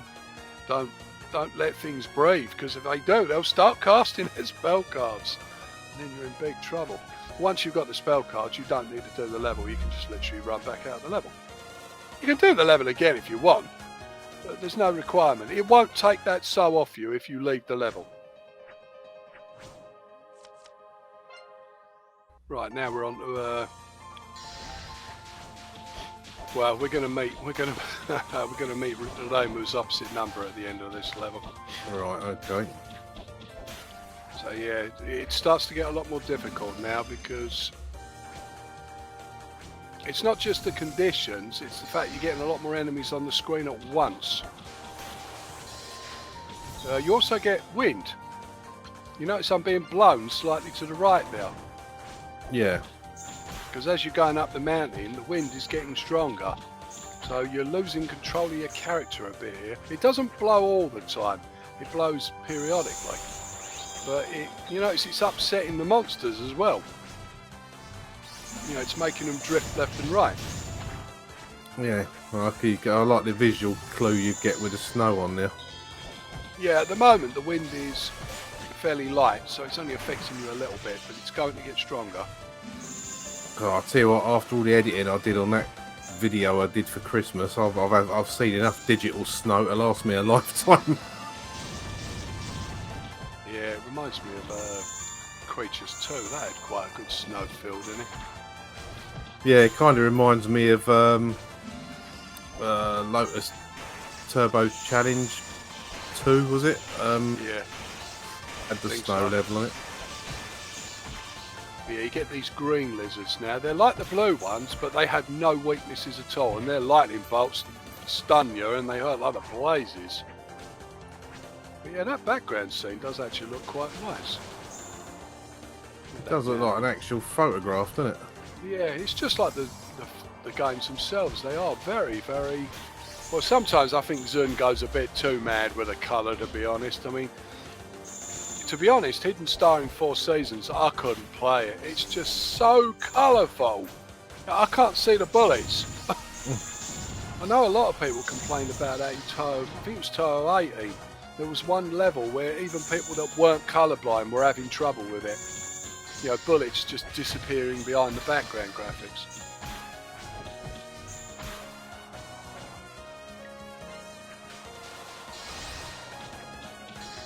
Yeah, it's annoying when you get these big green lizards and you get that annoying little stun theory. You get caught by that or by that thing that's spewing those great big dumb mucker out, and yeah, it's instant death. The green ones are also capable of healing themselves. Oh, that's useful. Yeah, as you saw earlier, I just dashed past a lot of the enemies because, well, why fight what you don't have to? Take less than 200 damage, finish within 45 seconds. You can use it aim as, you notice I've got Fantasy Seal now, so you can actually use that to boost yourself up. You notice the wind's giving me grief here. Yeah, you've taken a lot of damage already. But Yeah, you still got it there.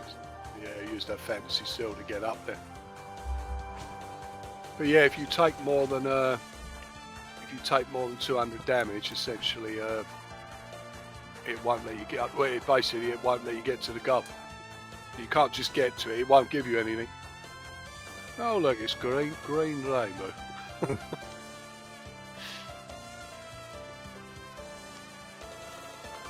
Green rainbow. What as Marissa said, a wild poison sun eye, isn't it? Yeah, Sunai. Yeah, she was putting the game in her mountain of faith. She's basically a human from the outside world who's been given godlike powers, you know, by Suwako and Kaneko. Suwako and Kaneko were actually enemies in the past, but they both... You can look at them as basically being her surrogate parents. See, look, the Japanese are diverse, aren't they? Look, she's got 2 mums.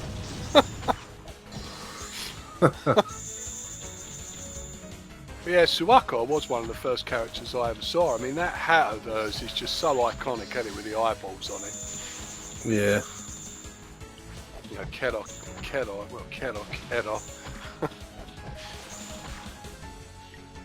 But yeah, Sunai, she's a wind priestess, essentially. She tends not to move about a lot, but her attacks do sting a bit, but yeah, just batter her with Marissa. Don't let her get a spell card off. You can finish her off very quickly with Marissa. She was lobbing a lot of bullets about. Yeah.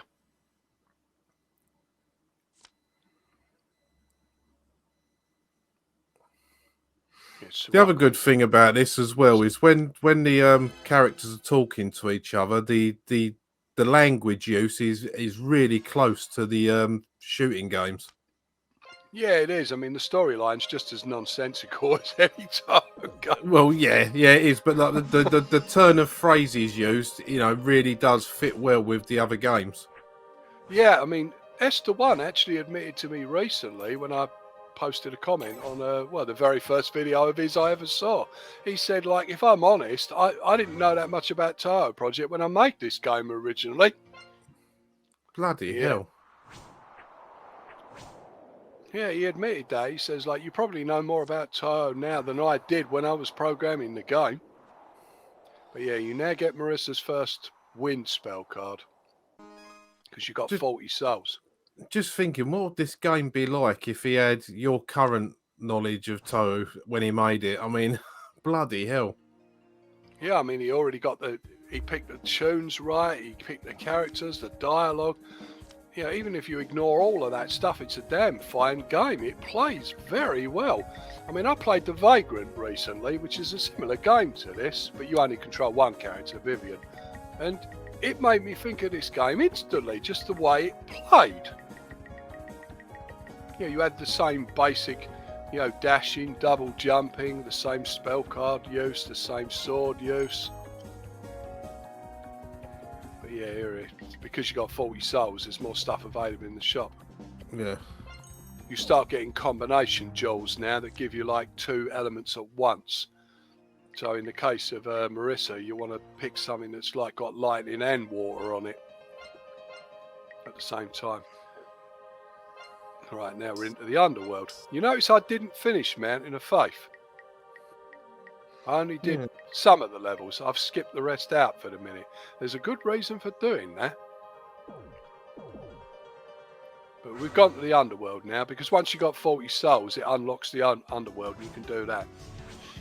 Dark Blowhole. Yeah, unfortunately, you don't get kissing me on this level. I wish you did, but that's Marissa's Typhoon Spark. You know, which will screen clear everything. If it's weak against lightning, it's dead. Simple as that. Yeah, that's a pretty good spell. Yeah, the Underworld, there's lots and lots of shortcuts. So here, I've gone across the top. That skips a battle out straight away, because you've got to do this level inside 2.5 minutes, I think. And now you start getting things that literally will come after you, like those ones. Asteroid belt fairies, isn't it, as I call them. They shoot rocks at you.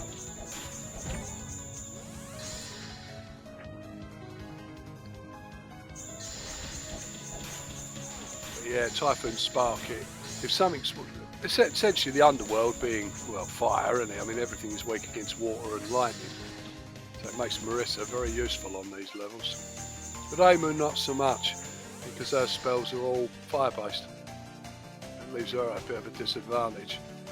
If you go under here, you can actually, you don't need that chest. It's just got some money in it. That skips a battle out.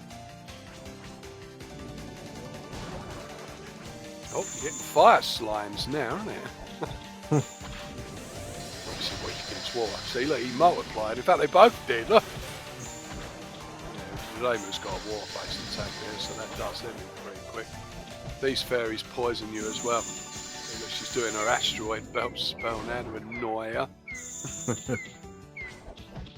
Yeah, they're just red sunflower fairies, essentially. Actually, do you get red sunflowers? Probably, with a bit of crossbreeding. If you go through that section there, that skips another battle out. So you can get to the end quickly here. With a bit of luck, Marissa's spell cards recharged by this point. Yeah, these things here with the... it looks like a big nose picker on the end, doesn't it? Essentially, those things have got very high armour. Only your spells will affect them. I mean, physical attacks are useless. They pretty much can't be hurt by physical attacks.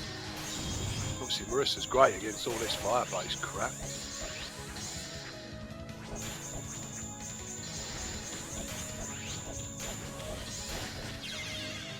Oh, Marissa died. Just as the level cleared. Don't matter. Well, yeah, you got the soul. That's the main thing. Did it in 3:30. Yeah, you don't get kissing me on that level though, unfortunately. You think you would, it's a tune, isn't it? Yeah, you don't get your mummy either. Obviously, you can't have the characters that weren't in the fighting games. You know, so you're not going to get Yugi, for instance. Oh, this one you just got to do without dying. I'm pretty sure this is another underwater stage. Yeah, it is. This one's a lot harder than the last one, though. You can skip the first battle out. You can't skip the second battle. Yeah, you get these strange propeller fish.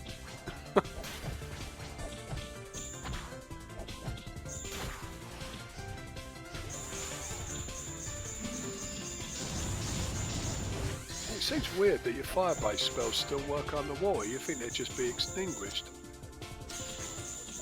Sakuya at this point has got a deadly kunai, which chucks a load of poison knives at something, homes in on a target so it never misses, unless the enemy's very fast moving.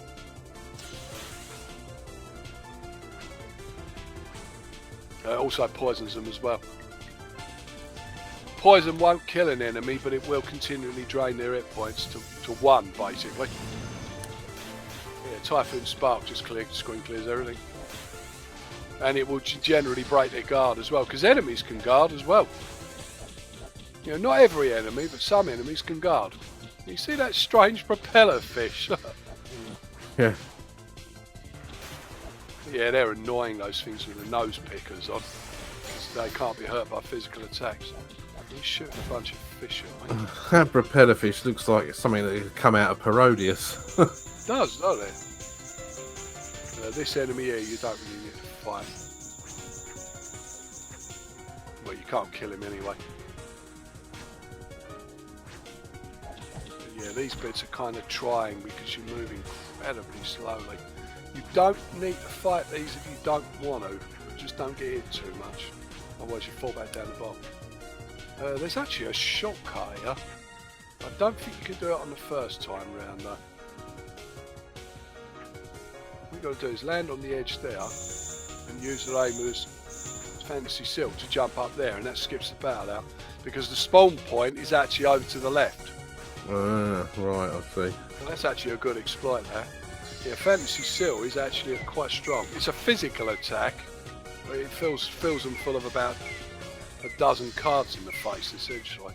Yeah, those battle. Yeah, you can't actually kill those little ones they chuck at you.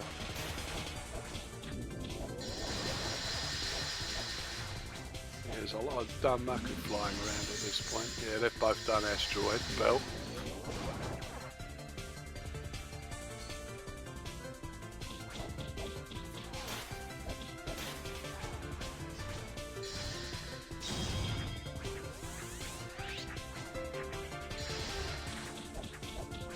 I haven't got enough for the other spell cards, so we'll just have to make do with that.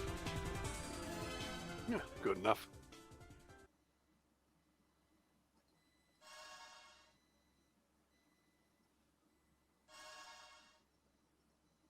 Did it without dying, that's all that counts. Find a hidden soul. Yeah, I missed the hidden soul. The hidden soul is actually in a very annoying location. I don't think I'll bother going for it at this point. No, I was thinking about it there, I think. And I decided against it. Yeah, the bridge people no longer cross. It's off past this level in subterranean animism.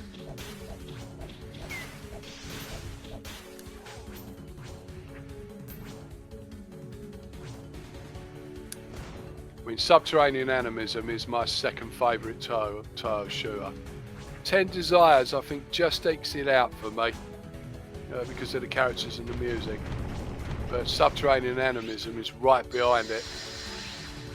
It's a shame it's such a tough game. I've only ever finished it once, and that was round your house. Yeah, I like 10 Desires, but I think the reason I like it is because I've watched you play it so much, and watching you play it is a lot easier than playing it myself. Yeah, the only reason I actually finished Subterranean Animism was thanks to Yukari Gohan. I actually mentioned, I'm not sure if it's a he or a she actually, it's definitely a Japanese YouTuber, but I was watching like his or her videos of like, basically that was the only game they were playing Subterranean Animism. And the way that they did Orin, you know, staying right behind her so the fairies don't attack you, I actually used the same tactic, and it did allow me to complete the game. Because to be honest, Orin is harder than Oku by far, yet she's only the stage 5 boss. So thanks to that tactic, it did allow me to get through the whole game. In fact, Oku I actually managed to do without losing a life. That was Orin that soaked up all the lives. I mean, Orin doesn't appear in this. She appears in her cat form, but not in her... Well, she doesn't appear in her Necromata form. Cat with 2 tails.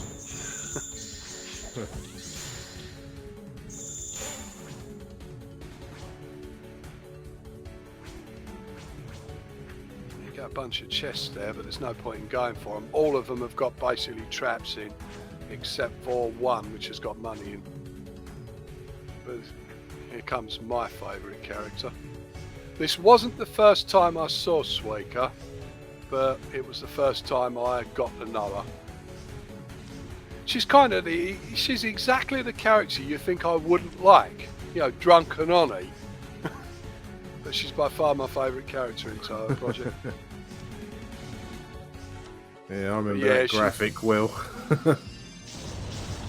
Yeah, it was the very first version of Suikoden. I saw someone had it as an avatar. I've actually showed it to you, and a GIF animation that's got her rocking backwards and forwards. But yeah, the tune that's playing in the background, yeah.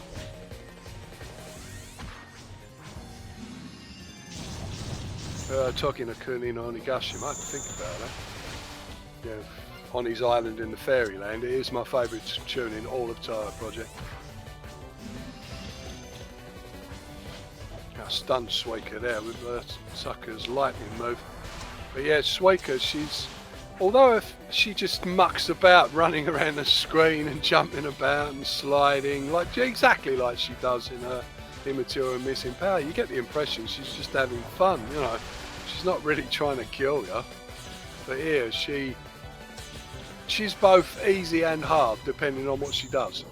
If she does Four Suckers of Destiny, or she does that move, the one where she spews out those two bunch of flames, it can kill you instantly. But you don't want her to do her spell cards, really. And she is very tough as well. She takes a lot of hits.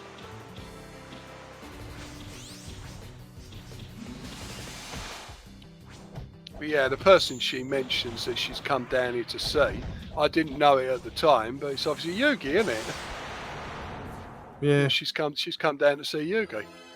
She's also on the wrong level because Yugi was on the next level. But they couldn't put Yugi in the game because, well, Yugi weren't in Immaterial Missing Power. You can't recruit. You can recruit Suika on the second time round on the Chaos mode, but she's one of the last characters in the game you get. And she's stupidly overpowered as well.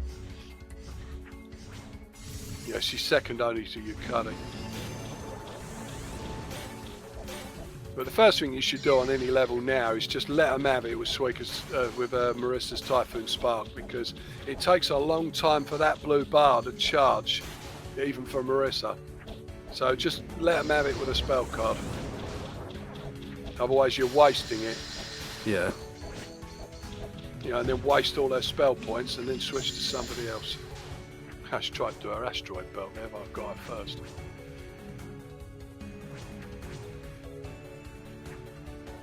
There's a lot of, you've just got to work out where to go. A lot of these souls I did find myself, but some of them I did have to look up online. The monsters you mostly don't have to fight here, you can run past them. But these switches make the lights come on temporarily, and then it goes dark again.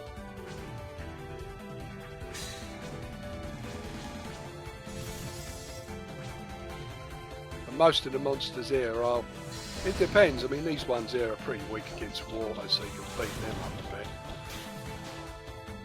Now those giant worms, they're all weak against water. The giant worms I think are the opposite, they're actually weak against fire, they are. And they do earthquake spells on you. Yeah, that thing going across the screen there, you're not going to get hit by that. You know, so the lights have gone out. Yeah, they put acid on the floor and everything, which will wipe your health out sharpish. But yeah, the lights, they do go out. It starts dropping blue potions now as well, so you can get your spell card back. Only for the character you're currently controlling though, not for the other two. Yeah, this bit here, you've got to kind of navigate to that silver chest. That does give Reimu a very good rod, a Rod of Wonders. That allows her to do her second most powerful skill, which is Divine Intervention, I think. Which makes you temporarily invulnerable, like that, and it spews cards everywhere. Oh, further in it. Charms. Trouble is though, it uses a lot of spell points, so you can only do it once. Yeah, it does the job though. It's a water-based purification spell, so if something's weak against water, yeah, murderous damage. Not as useful as you think though, because Reimu is kind of sitting on the spot, so you can't move. So if enemies decide to wander away from it, it won't hit them very, very hard. But it's her second most powerful skill at this point, so it's worth going for it. Yeah, this bit here is well annoying. You've got to kind of navigate across all these pillars. It's not as easy as it looks. No.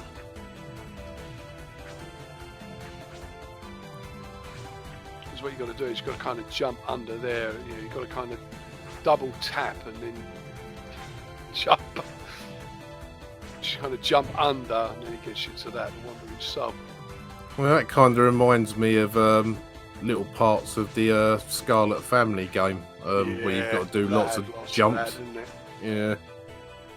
See, I was paying attention all those years. Yeah, they're very good, the Scarlet Family games, and the Yomu game as well. Baho Yoyoma. That bewitching dream. Yeah, where Yu-Yoko throws Yomu down a hole for some reason. I know it's a good premise for a game, that, isn't it? Go fight the Waki Miko, as she calls her, or the Armpit Shrine Maiden. Because her name is exposed armpits. I couldn't help thinking recently, you know, I wonder how many people that have that fetish about Reimu if the same trend starts going on in Japan as what's going on in the West, women not shaving. I'm thinking, yeah, Reimu would lose all her fans overnight. Well, it's down to the individual whether they want to do that or not, I suppose. Yeah, that's it. I mean, Japan tends to be a bit more conservative about that sort of thing. Like I said about you and your tattoos, isn't it? I think you would not be allowed in certain hotels. That's just the way they are as a culture. They're much more meritocratic, much more reserved. Well, I mean, the thing is, if I ever needed to go to Japan, I'd just wear long sleeve stuff. All my tattoos are coverable, aren't they? But yeah, that's it. I mean, the major hotels won't stop you, but you try to go in one of those pod hotels. Yeah, they have all kinds of rules. You know, no sandals, no tats. You know, no yakuza or yakuza types. No bikers. You know, it's just a culture. Right, this tune here is Scarborough Fair, isn't it? I always call it the Old English tune because that's what it reminds me of. I listened to this tune and when I first heard it I was like, what? I thought we were in hell. Why we got this Old English tavern music? Yeah, someone told me recently. They said it's based on Scarborough Fair. I haven't actually heard the original, but I wouldn't be surprised. You know, Zen obviously has access to the same stuff we do, and a lot of his tunes are kind of inspired by... You've not heard Scarborough Fair? No, come on, you're talking to the guy that didn't even know Roland Gift, you know, who I thought played such a great part in Ireland, who was actually a singer. Yeah, all right, that's fair enough. Well, then, when we've finished recording this video, I suggest you go onto YouTube and search for Sarah Brightman doing Scarborough Fair, because that's quite an iconic version.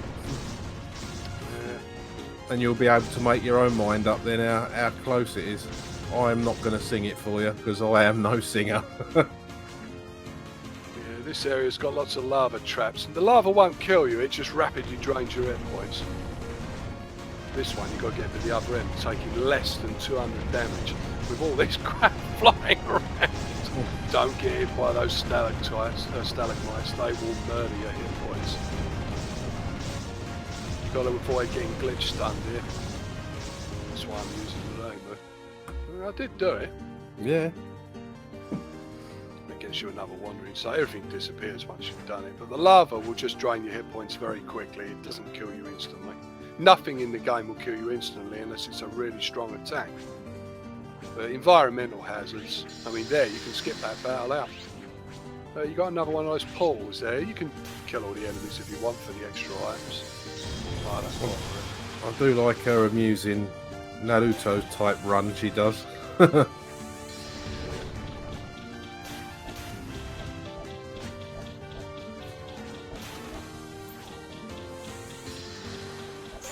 there's one of those bully enemies, as I call them. Yeah, they're weak against water, they are, surprisingly. Yeah, they're one of the more powerful monsters, they are. but they are very weak against water.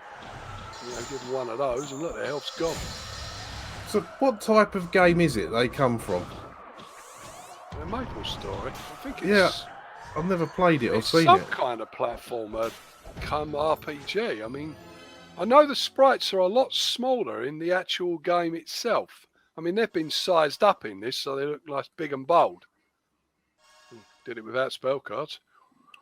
Yeah, I mean, a lot of them really do remind me of they could have come from Pokemon. They've got that kind of look about. I mean, it's just Japanese, isn't it? But a Japanese art style. But yeah, I've never seen that game. No, I haven't played Maple Story. I've just watched playthroughs of it. This is Hellfire Mantle, so it's kind of obvious who we're going to get at the end of this stage.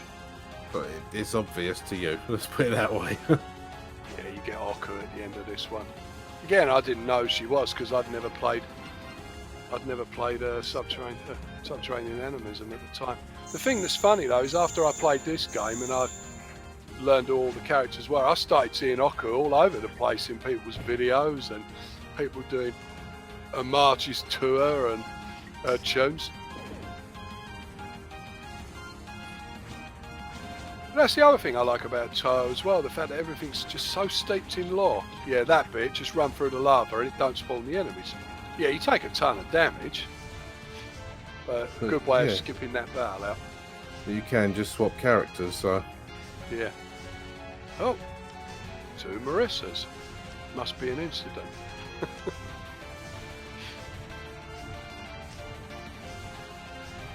Marissa ain't impressed.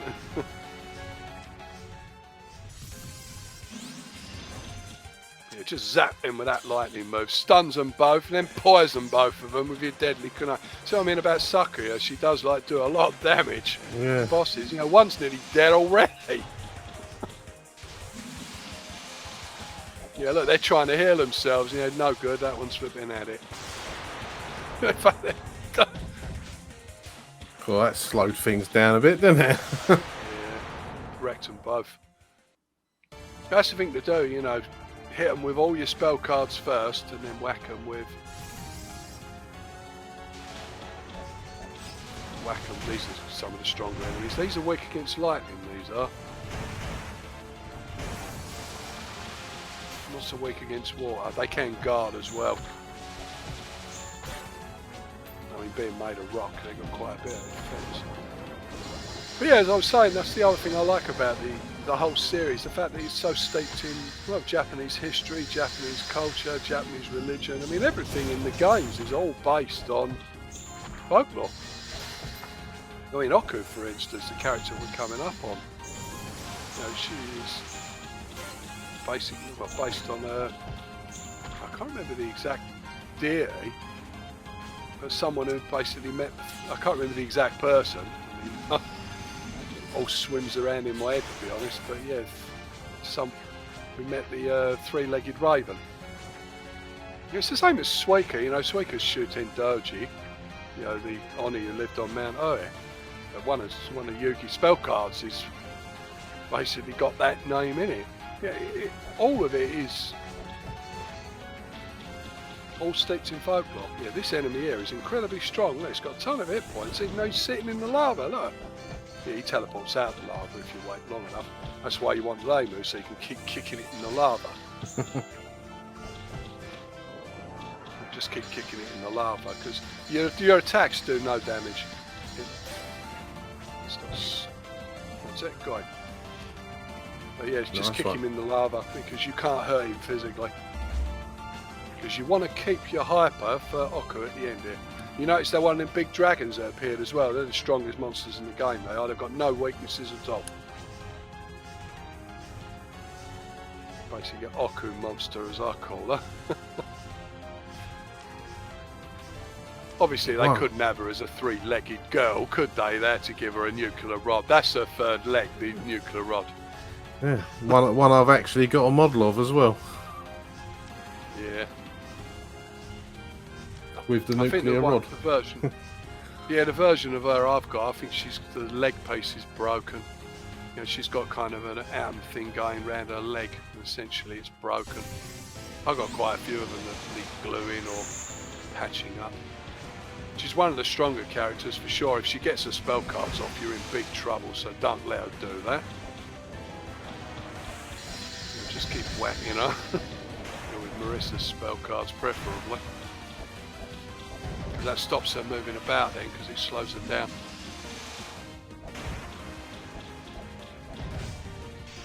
Keeps her in one place so you can keep hitting her. Yeah, that'll do it. Yeah, she's extremely weak. I mean, Marissa is still your go-to character for the time being. The next section is going to be the opposite, because Marissa's kind of useless in the Netherworld because everything's resistant to water. Water and lightning. So Reimu becomes your go-to character. Yeah, missing one item there. We'll go on to the Netherworld. That thing's for saving the game, by the way. I didn't say that at the start. Well, I suppose for a playthrough, it's not an important fact. Yeah, it's kind of obvious that saves the game. It says so when you go on it. Yeah, you start getting ghostly fairies now. These are weak against lightning, surprisingly. And you get these annoying little stun you fairies as well, so you don't want to mess with them. But to our way of thinking, you'd think Underworld, Netherworld, aren't they the same thing? In Japanese folklore, they're not. The Netherworld is distinct from the Underworld. Well, the Underworld's like hell, and the Netherworld's like ethereal, isn't it? If I remember rightly. Yeah. Sort of like the spirit world. Yeah, it's basically where Yomu and Yokai live. Yeah, those ghosts stun you. Ghosties.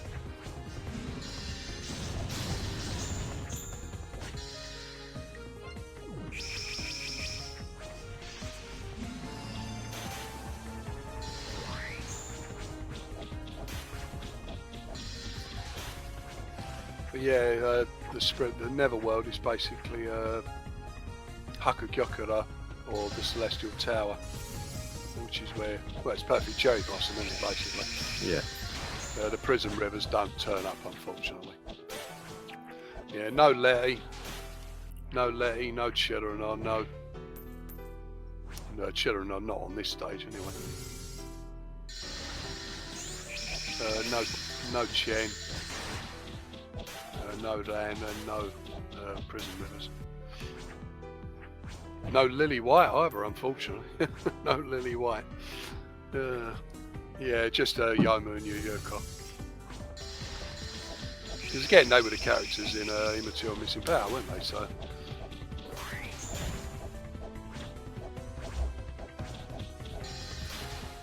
I think Flan is the only exception, because they used Flan's sprite. Well, he used Flan's sprite from Mystical Chain.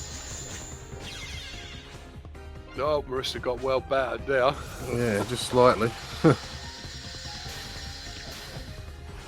Yeah, these fairies don't muck about. You know, they start spawning a lot of shots that will auto aim on your character. So you know, if you don't move, you know, they will kill you. Oh, I wanted that hidden soul there. If you leave the room, you notice your character immediately gets back up to half strength. Yeah. That's a pretty good point. That's a pretty good thing, actually, because I think it saves time. You know, rather than sitting around. Say you'd lost two characters, it'd be kind of boring, wouldn't it, waiting for them both to get back up. Yeah. And if you leave the room... Oh, yeah, I got a death spell on me there. You see how much damage that did? It did a lot, didn't it? Yeah, you can guard against it, but it will still sting a bit. I've got another one on me there. If you kill the ghost before it reaches 0, it disappears. But yeah, the enemies now, they don't mess about.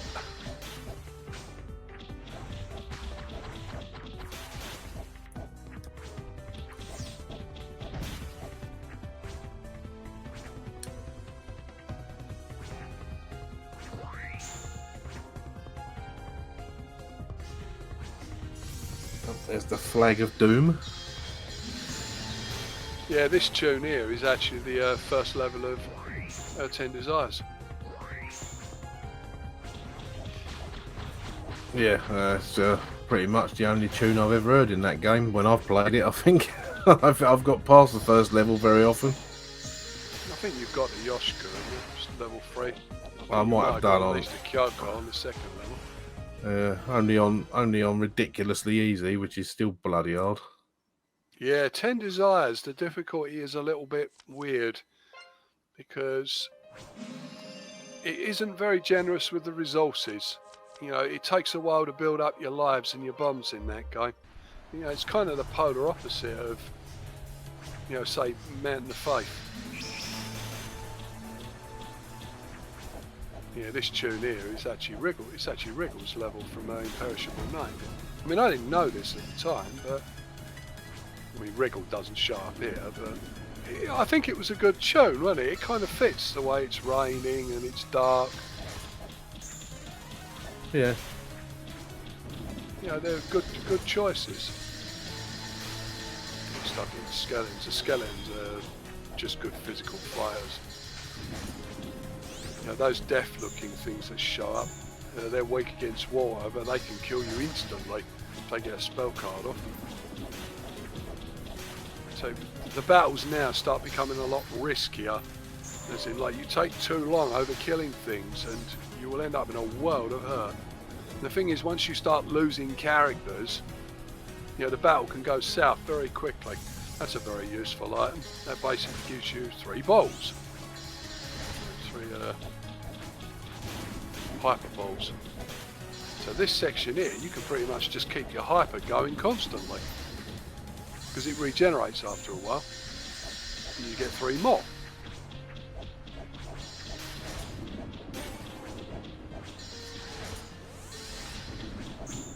So let's regenerate, and then you can get 3 more bolts. Very useful. Yeah, because while you're hypered, they can't stun you, and you do a lot more damage as well. So water wipes those deaths out. Does a fair amount of damage to the skeletons as well. You're all right until you get onto the cherry blossom levels. Once you get onto them, the difficulty goes through the bloody roof, and Marissa's kind of impotent from that point onwards. I don't tend to use her much. You notice I'm not using Sakuya much at all. Yeah. Because she's only really good against, even Estheone admitted this. He admitted that Sakuya could really have done with a bit more playtesting.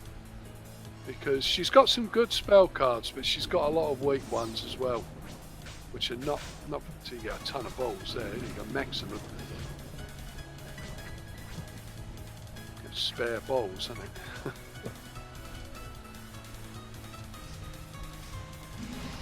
Yeah, Marissa's got a healing spell card there, so use that. The other thing as well is while you're hypered, all 3 bars regenerate faster.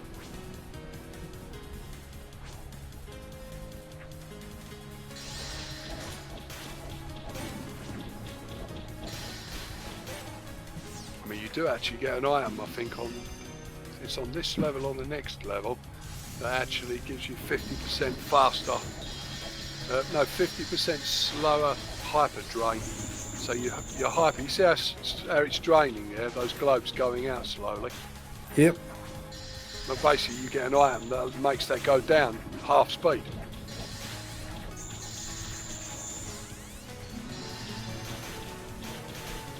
Yeah, those deaths, they do sometimes put up like a kind of phylactery which makes them invulnerable. While that thing's on the screen, nothing can be hurt. Yeah, I'm going back to get some more balls. Yeah, I had a feeling that's what you were doing. Yeah, it's the enemies don't always regenerate, it's knowing where they regenerate and where they don't.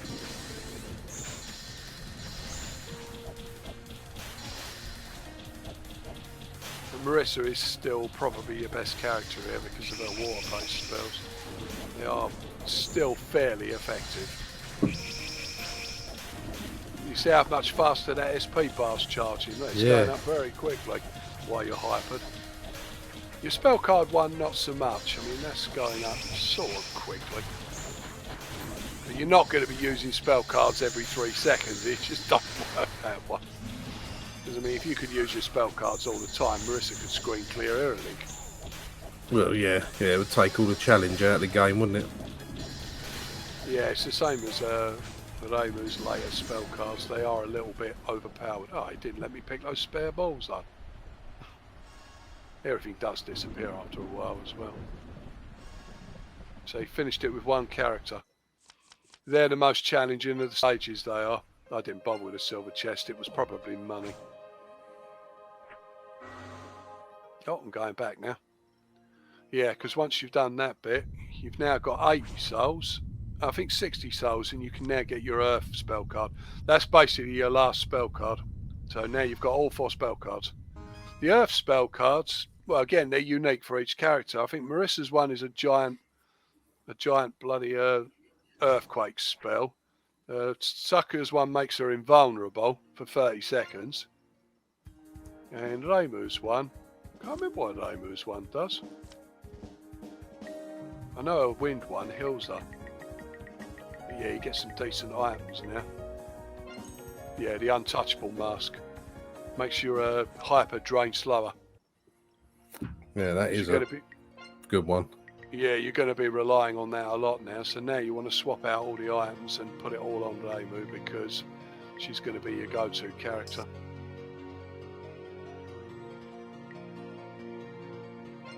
Poor old Sakuya, she kind of gets relegated to 3rd place.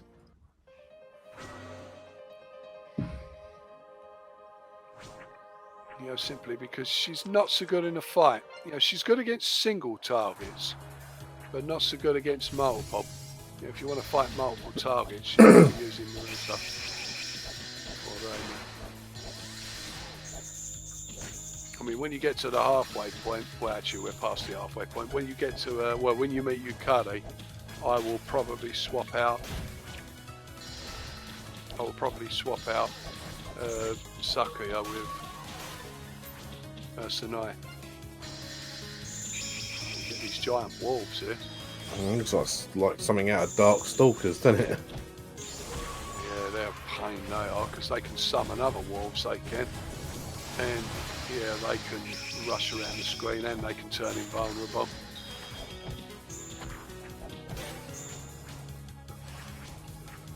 You don't want to start letting them causing trouble. No, you don't. You get ghostly wolves here. Which are a bit stronger and they're not weak against Earth, I think, like the living ones are. Yeah, that thing just randomly spews bullets here.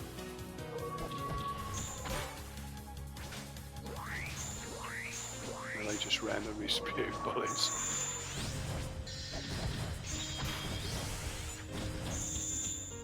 But what you're trying to get now is Reimu's most powerful spell card, or powerful skill, which is Hakure Amulets. Because once you've got that, I mean, Fantasy Cell's pretty good, but you notice he shoots at an angle. Yeah. Which means if it's too low or too high, it won't hit him. It's also a physical attack. Hakure Amulets is fire-based. It's probably the strongest, most diverse skill in the game. Later on, when you get the more powerful items, it pretty much makes the Reimu invincible. You can't hurt them because basically there's one of those there. You've got to kill that phylactery first. Otherwise they're just invincible. You can't click that switch while there's enemies on the screen, so... The wolf keeps on powering everything else up, making them berserk.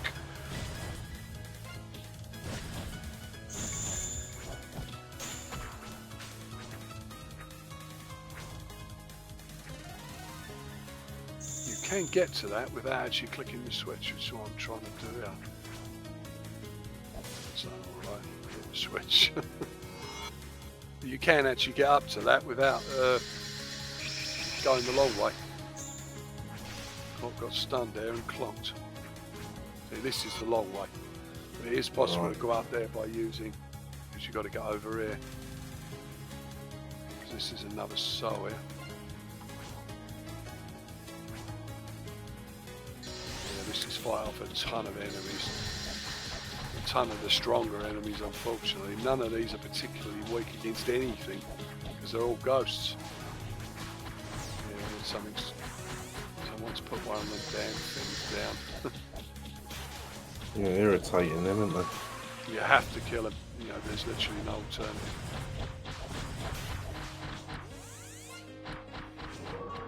Marissa was taking a mega beating there.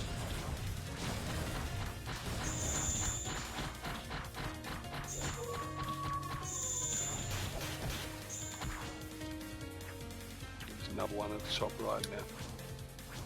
I went to the top left.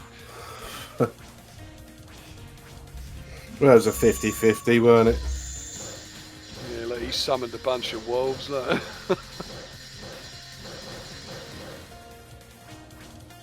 That's reminiscent of a certain Mamazoo-based lunatic stage.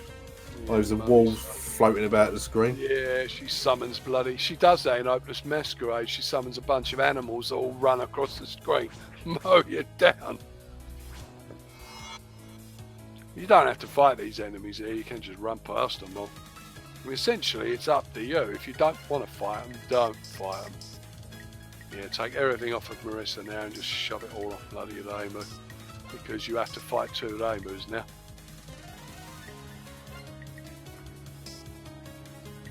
I mean, just give Marissa a few random items, yeah, because you're not going to be using her as much now. Yeah, Ramu's not happy at all about being duplicated.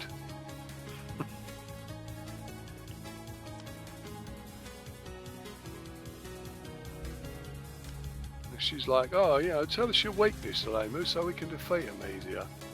Oh, I don't have a single weakness. And she's like, yeah, fine, I have a habit of fainting after getting hit by hundreds of Danmaku shots. Hundreds? She only gets hit once, usually. Yeah, these are the toughest of the shadows, because they've obviously got her abilities.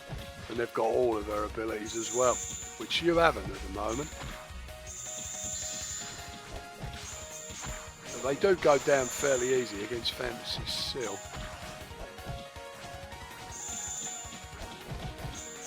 As you can see, it's rubbing that one.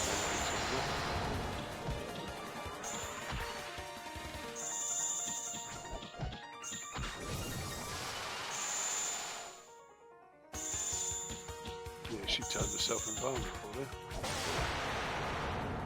Not invulnerable enough, though.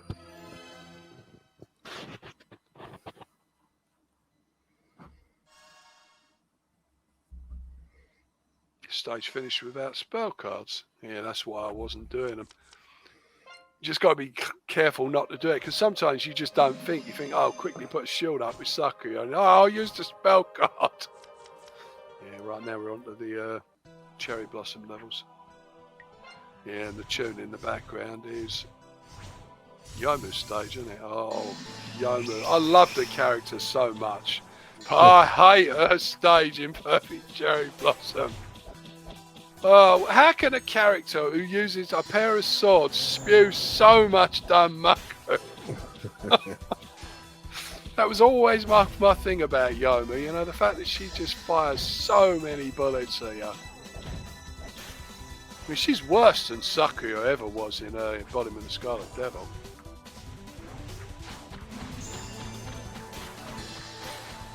I mean, she's not so bad in this because she tends to rely on her weapons. I know a lot of people didn't like her in Immaterial Missing Power either because of that double pain spell card where she summons a double of herself. And they trap you in the corner and they slash you to bits. It's triple pain on Lunatic. She summons 2 Myons. But yeah, this stage now, yeah, that's the spell card you want, Hakure Amulets. You know, it summons a bunch of amulets around her and they will automatically target enemies. You don't even need to shoot them. All you need to do is just summon them and then they will just fire the nearest target. They're fire based and they do a lot of damage.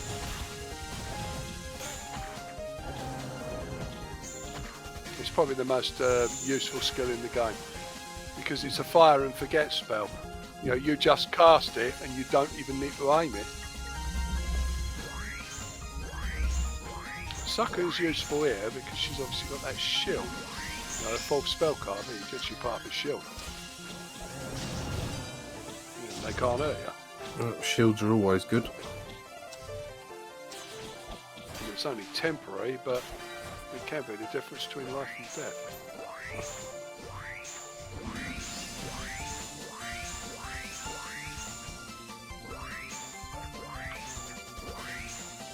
Especially when you've got bullets flying all over the screen like that. Yeah.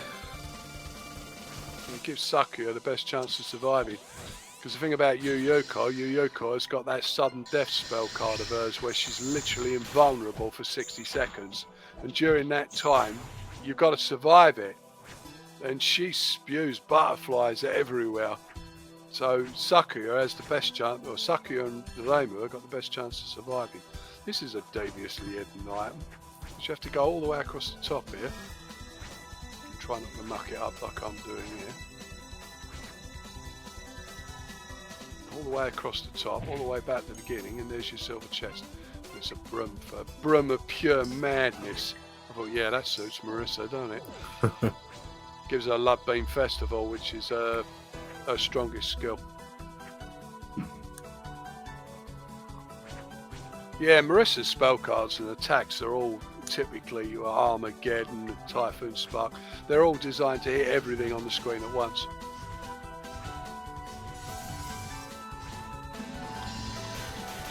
Typhoon Spark, it's pretty much a screen clearer. Just Love Beam Festival just murders everything on the screen as well. Oh, got stunned.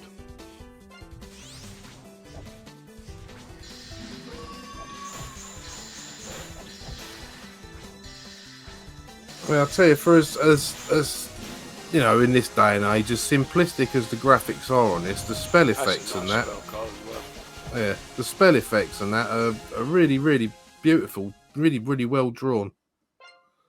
Yeah, that's the name of his fourth spell card, or Earth-based one. She literally summons a yin-yang tree, and it just shoots everything on the screen to death with persuasion needles. Nice. If anything's weak against Earth, it's just dead instantly because it's right on top of them.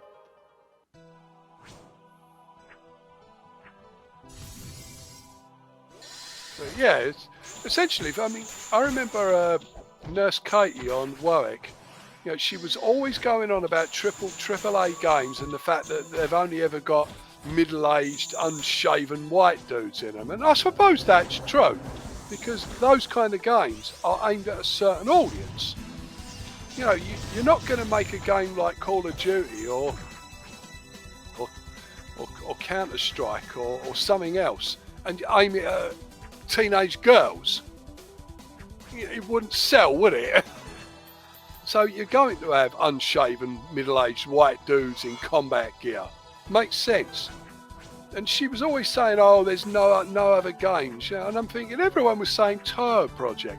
My God, and it's like, oh, I don't care about indie stuff and bad RPG maker games. And I thought, you clearly ain't played Wandering Souls, have you? This may be RPG maker, but this is so professionally made. Like I said, it has never crashed on me. It doesn't have any serious bugs in it or any serious glitches. Everything moves nice and smoothly. The controls are tight. The spell cards and the skills all activate, with the keyboard shortcuts. It's not like, oh, the controls work half the time, or you try to do a Street Fighter-like move and it don't work. I've never had that happen. So I think she was missing out. And I know there was another guy that used to have a Marissa avatar. It was a Marissa avatar with her grinning. I used to think it was a really good avatar. And he said the same thing. He said, like Touhou Project, there are just so many games, not just the shoot 'em ups, but the spin-offs as well. I've only played a handful of them. And there are, you've seen the Monia Shrine, there are hundreds on there. Every single genre you can think of, from the absolutely crazy, like that Sky Arena game where you're all flying. Well, the girls are literally riding each other, aren't they? Instead of driving a car or riding a magic carpet, they literally ride each other, fly around the track. That was really comical to look at, that one. But it was really, really smooth and graphically, you know, up there with any AAA title. That's it. It's basically just a fan-based game. It's the same as a, that Yomu game, as everyone calls it. Yo-Yo Kangeki Masa, Enchanting Swordplay Reverie. I mean, it is an absolute masterpiece. It's a work of art to look at, and it's a fan-based game. And its sequel, which was the very first Touhou game to come out on the PlayStation 4.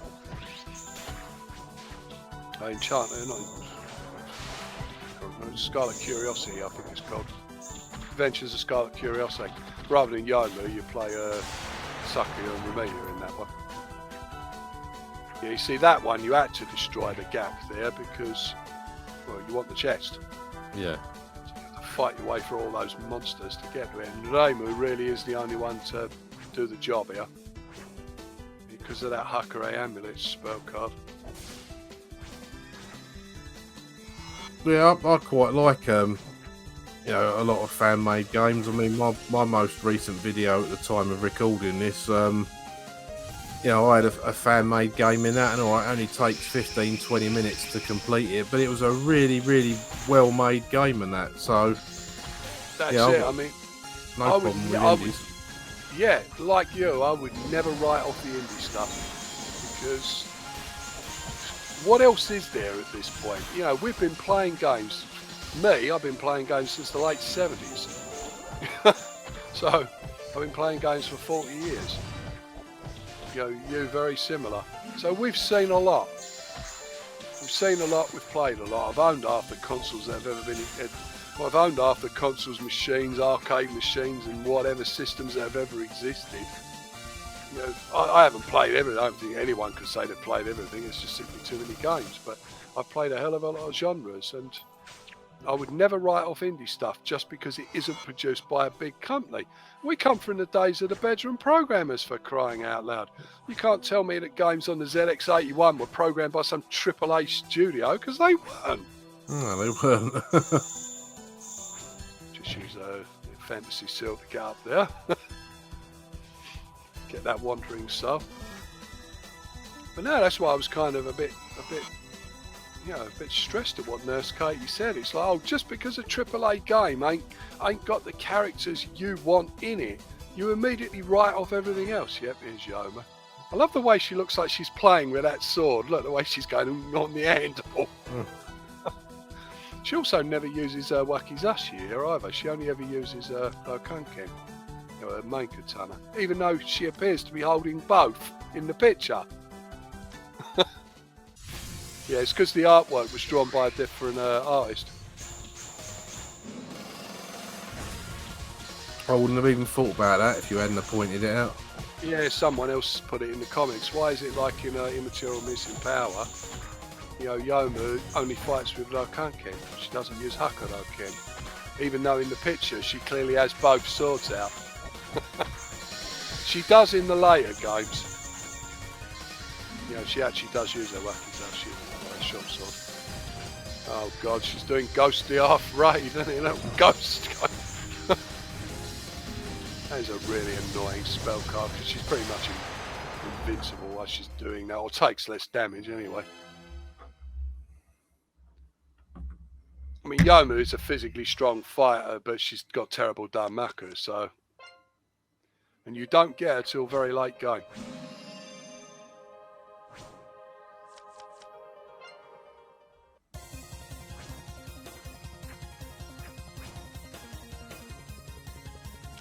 Stage of the Netherworld. Yeah, Yomu being Yomu, just like in Perfect Cherry Blossom, she won't give up, will she? No.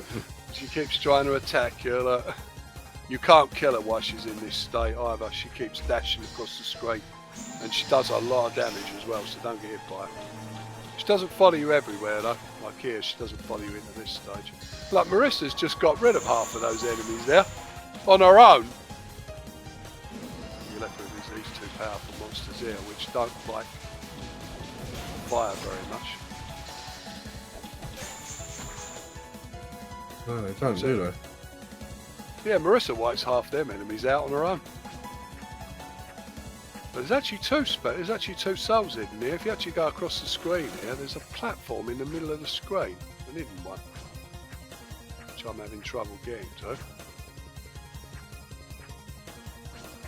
And you can go up there. Well, you want Sakuya here because you're going to get bullet spammed. Temporal barrier. On Lunatic, well, no, on the next time round, they all appear at the same time, and all the bullets converge on you. And if you don't get out of the way, you're instantly dead.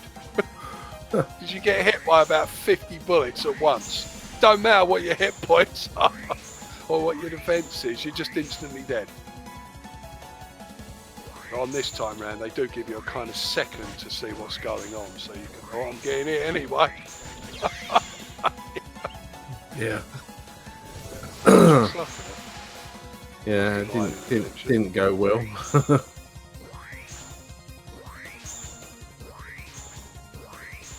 Yeah, I kind of, because the thing is, if you get hit too many times, it will stun you temporarily, and you can't move. But I got the sub. Sakuya's kind of your sacrificial character, isn't it? You just get rid of her first. Yeah. Apologies to all the Sakuya fans out there. To be honest, I'm not sure how many people will watch this video because the originals didn't exactly caught a lot of interest. I mean, compared to my UN Sekai and my Scarlet Family videos, they've got quite a few views. They did. Yeah, Yomu's going across the screen here, causing you grief. I mean, it gives you kind of a prompt where she's going to slash.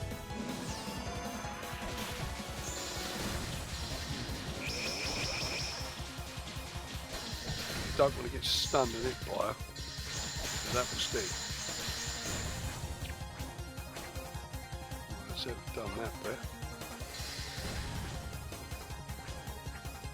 There is something else hidden up here, but you've got to avoid Yomu at the same time.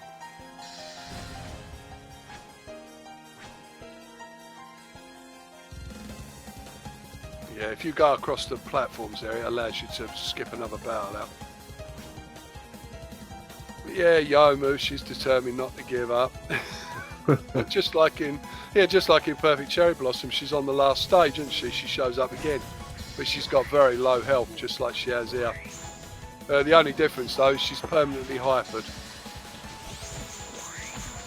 so you can't kill her quickly. She can kill you quickly though, and she keeps making spell circles appear as well. I'll tell you what, again, with you saying the guy that made it, I can't remember his name, was it Estheone? Even though he's told you he wasn't a fan of Touhou, I mean, knowing that, the second time you run into Yomu, she's got less energy, and it's the little touches like that that really make this feel part of the series. Yeah, I mean, he certainly captured the lore. I mean, he must have had help. I mean, there is quite a large list at the end of people that helped him. So, more than likely, he did have someone on the team who did know a lot about Touhou Project. Yeah. But I mean, it is kind of funny that, my introduction to Touhou Project wasn't Touhou Project. As in the shoot 'em ups. She, well, I mean, she spams butterflies everywhere. She's got a ton of health, as you can see.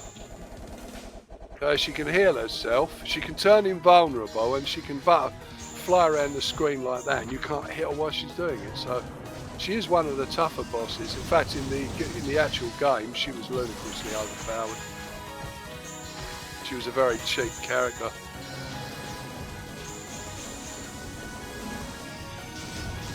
To make matters worse, when you actually do get all her health down, she turns invulnerable for 60 seconds. Kind of a final word spell card.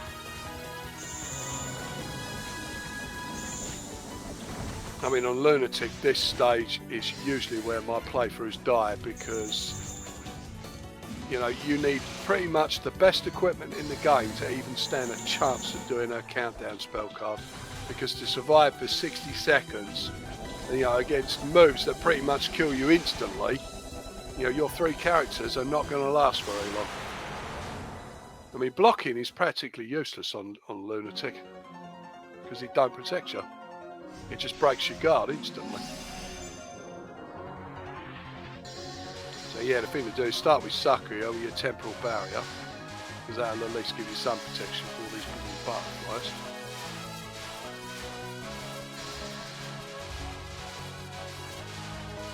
Now once you've used up Sakuya's spell cards, just switch to Name and use Divine Intervention. Because that at least gives you 5 seconds of invulnerability. Because basically this card gets more and more dense as it goes on. You know, and you can't kill her. You know, she will not take any damage at all, just like in the original. I've got the longest 60 seconds ever in it when you're actually playing the game.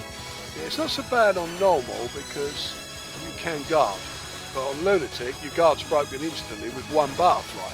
So, you know, you have to dodge her. Yeah, Divine Intervention, even if they move dashes, it will still give you 5 seconds of invulnerability, which is better than nothing. And that's basically the end of Yokai.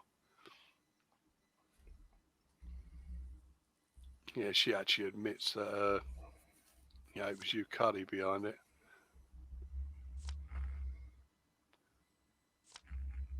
It's like a perfect world. What do you mean?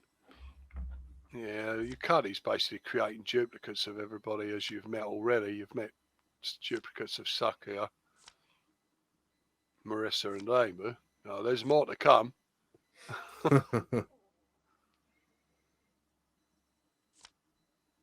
You know, Yuko was basically just holding you up, you know, wasting time so Yukari could get away.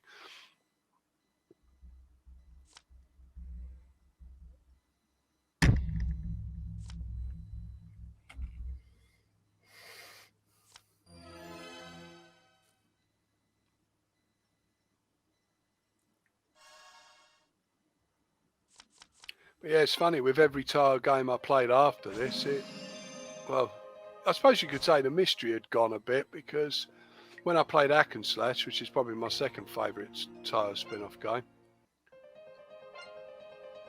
I sort of knew who the main characters were already. I knew who Alice, Sakuya, Aimu and Marissa were. I mean, obviously you had the subterranean enemies and characters I'd never seen before, like Kissimmee. So who's the girl in the bucket bouncing around? You know, yeah, I suppose, you know, it's your first one. It's like, even though I know it's not the best and it's one of the hardest ones, I've got a lot of time for Embodiment of Scarlet Devil, because that was the first Touhou game I played. You know, I didn't play any fan games to start with. You know, I played that one after it was recommended to me, and then I got all the shooters. So I played all the shooters, and then I found out about the fighting games that are in the series from you. I'm terrible at them. I can complete Embodiment of Scarlet Devil on easy, and I've done it on normal with Pachu once. In fact, when I tried to do a recording of it, I died on Suika, literally with 1 pixel of health left, because I'd stupidly chose Royal Flare rather than Silent Selena. You know, and Suika survived and I died. But I stupidly died on Yokai as well, so that playthrough kind of... I'm terrible at that game. I mean, you remember that time I tried to play Scarlet Weather Rhapsody and I chose Suika and you killed me instantly? It was like, I think I accidentally put it on Lunatic and you went berserk. Yeah, I'm not good at the beating ups. Yeah, it's a shame they can be a bit picky with controllers and that, but I don't know, I've kind of found they work a bit better under Windows 10, so well, ears open. Yeah. Yeah, compared to Windows 7, I should say. I mean, they were probably games designed for XP originally, weren't they? The first few. Well, you think about it, Windows would have been Windows 2000, wouldn't it? Embodiment of Scarlet Devil. No, I meant the fighting ones. Oh, the fighting ones, yeah, Swing was so. That came out, I think a couple of years after Embodiment of Scarlet, 2004. So yeah, that would have been Windows XP.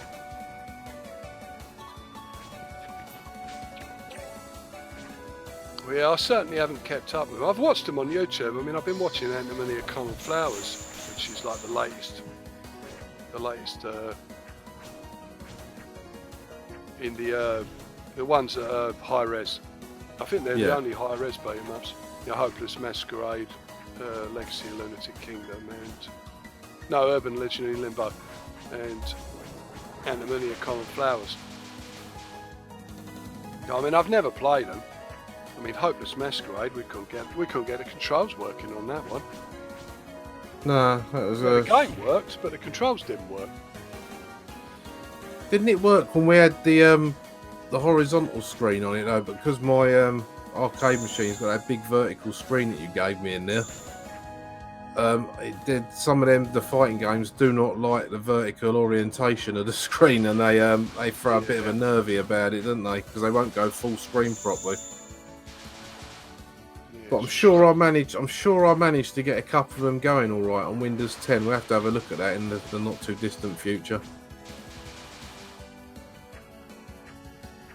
I've actually gone back to Mountain of Faith here, or Yokai Mountain, because now you're a lot stronger from doing the Underworld and the Netherworld first, because these stages late on the mountain are very difficult. So I found it was easier to do them later in the game than... It's because of enemies like this nasty little water dragon here do some damage. It looks like Gyarados from Pokemon. That one really does. Yeah, I'm not surprised. It's all. Well, it's the art style, isn't it? That's it. I'm not sure it was Maple Stories Pie. I'm not sure if it is a Japanese game or it's a Western game. Yeah, if it's a Western game, they've certainly borrowed some Eastern artwork stylings. Definitely. See, I had to do that with one character in order to get the Hidden Soul. That's why I left it till late, because it's very difficult to do that one with one character early in the game. Yeah, it makes sense. Yeah, this is Suako's stage, this is. The extra stage from Mountain of Faith. I don't think I've only ever done 2 extra stage characters. Flan and Mummies. I think I attempted Moko and got murdered, Imperishable Night. So I gave up with that. I had to go down and check Ran and Yukari, didn't I? And I gave up with him as well. God, Yukari's impossible. I mean, she is the only Phantasm stage boss in all of Touhou, so you expect her to be hard, but yeah, she is insanely difficult. Well, I mean, you gave up with Mamizu once, and then you persevered and managed to do it, so who knows? Yeah, I've only ever done her once, and I nearly did her again with A move, and I died on her last spell card. But yeah, it's that bloody wild deserted island. God, I hate that spell card. It's just the way the animals all cross over it. How the hell did Zun honestly think you could concentrate on all of that? Yeah, crisscrossing bullets have always bugged me in Touhou Project. It would be interesting to see Zun play some of these, just to see how good he is at his own creations. Well, I have seen him play. He basically was doing a demonstration of the last words in Imperishable Night. He started the game and he died 10 seconds later. Oh, right, okay. And everybody just burst out laughing because it's like you programmed the game and you can't even play it. Yeah, he was doing that. Someone challenged him to the last words in Imperishable Night. Put it this way, you think Wriggle Nightbug being the first boss would be easy? I saw someone do it and it took them 746 attempts. Bloody hell. Oh. You didn't sit through all 746, did you? No, I don't think he showed them all. He basically I was going to say, bloody hell, you could see the counter, all the failures. And I think it took him even more to do Yukari. Yeah, it's just ridiculous difficulty. Yeah, these last stages on the Yokai Mountain, they are tough, so I just discovered it was better to leave them until later in the game. Yeah, these are all weak against earth, so get them with that sacred tree. Yeah, I mean, it is good you get that option to do the levels in the order you want to do them. Yeah, as long as you meet the requirements for the number of souls, because I mean, to go to the Underworld, for instance, you've got to have so many souls. To go to the Netherworld, you've got to have done the Underworld and stuff like that. But yeah, you can. It doesn't force you to do the levels one after another. You can do them out of sequence. So yeah, strategy, isn't it? Basically. Like there, I just skipped past that bit. Let's put a shield round that one.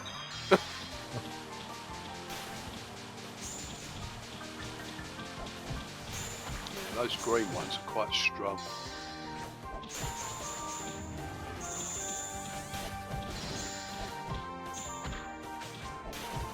Yeah, they're a right pain, those dragons are.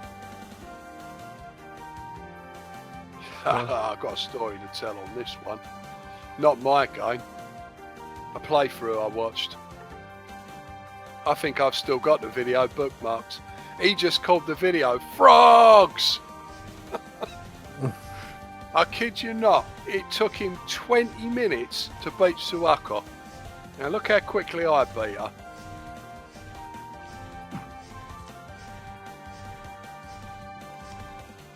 Yeah, basically Suwako, she's got the ability to heal herself. She's got the ability to summon frog helpers.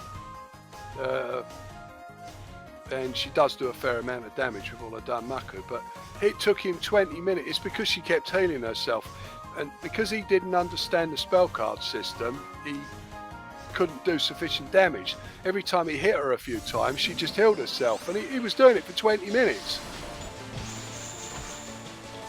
You look how fast I get rid of her. Look at her health. Dead in 30 seconds. Nice. Yeah, it took him 20 minutes. I've still got the video. It basically had a big frog as the thumbnail. He got really stressed. I think he actually got so stressed with the game at this point that he didn't come back to it for a couple of months. And I thought, like, Suwako isn't that hard.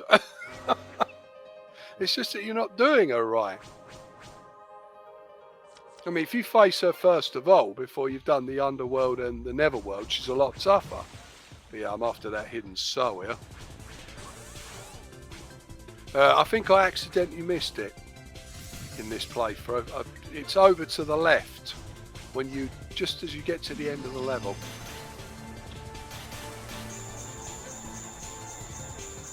Love Bean Festival there. Yeah, I accidentally walked past it. I do that sometimes. Yeah, because you just get a kind of memory block and you forget where things are. And you just, because you're kind of an autopilot, and you think, oh, do this, and then you think, oh, bloody hell, this hidden thing was over to the left, weren't it? Gone past it. I'm having to get it again now.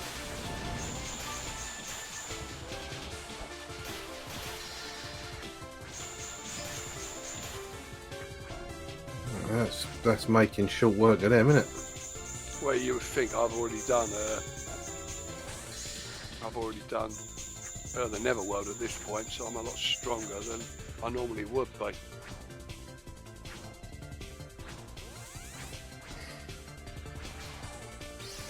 This bit you don't need to do, you can skip this. But don't get in too much.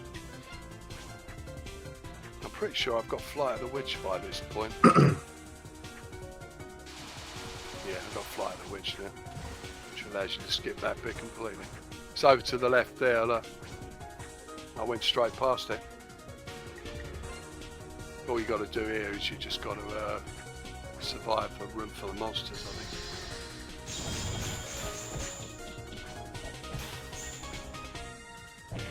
It's not even I just missed it. As simple as that, I went straight past it. Well, you certainly made up for it. Yeah, it's not a difficult soul to get, but it is hidden if you just walk past it.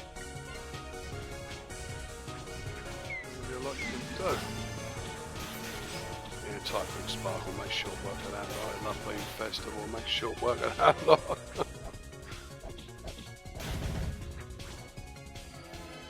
That's it. Yeah, Marissa makes short work of the stuff now at this point. Right, that's got that soul. So now you can just go back.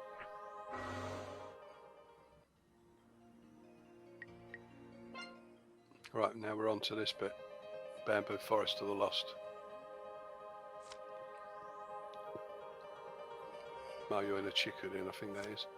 Oh, it's a dimensional rift, and there's only one person that makes gaps, isn't there? Yep. Oh, looks like you've been captured. That one person that I've got a model of. I know, even done. I think it would have been good there if it had done Yuka's music, but he didn't put it in for some strange reason.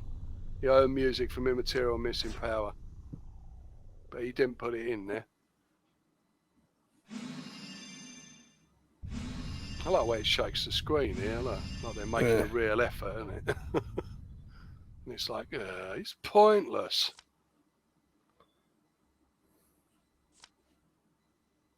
Need some help. Why does Sanaya look so derpy? Her sprite, it's the way she looks. Not the big model, the little one. It's like, oh, Sawako came back and she was all covered in bruises. You notice how it wouldn't let me come to this stage before I'd beat Sawako as well. Yeah. Otherwise that would sequence break the game. Alright, when I first played the game, I didn't realise that you could now equip the items on Sanaya. Because the game don't tell you that. I just thought, why am I controlling a different girl now? I actually got really upset at this. It was like, oh, I don't want to play this character. I want to carry on with my 3 characters. But I didn't realise at the time that you could actually equip the items now on... I guess they chuck the items through the gap to her or something, I don't know. Or through the barrier to her. But you can equip the items on Sanaya. You notice how long the energy bars are? Yeah. Yeah, because basically Sanaya is level 50.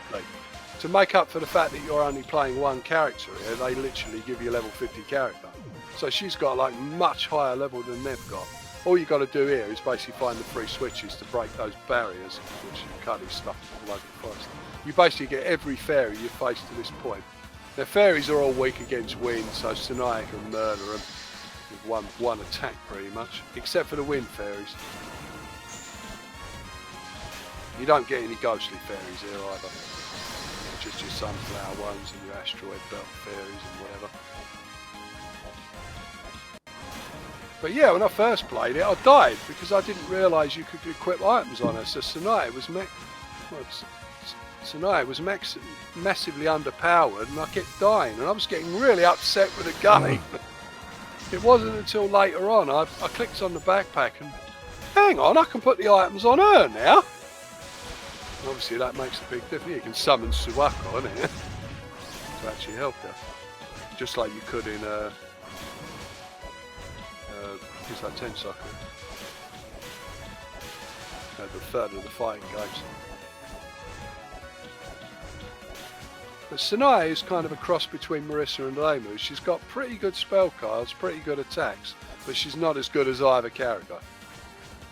So kind of an all-rounder.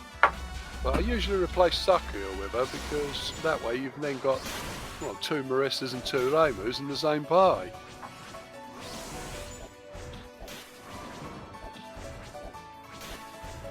But all you got to do here is just get rid of all these. That literally just kills them instantly. Bloody hell. Yeah, it's just instant death. That spell card. That is proper mass destruction, that one. Right, it's because she's level 50. This bit's not really designed to be difficult as long as you realise. I think what he should have done was added a note saying you can equip items on Sanaya too. But he didn't. Well, I suppose it adds to the strategy of working it out for yourself. Yeah, it really. But the thing is, after I'd played the game through once, when you actually get through the first time round, Kunai is available as a character you can choose. And it was at that point that I realised, if you can play her now, that means you can equip items on her then as well, and you can. Once you got rid of those 3 switches, it gets rid of the barriers.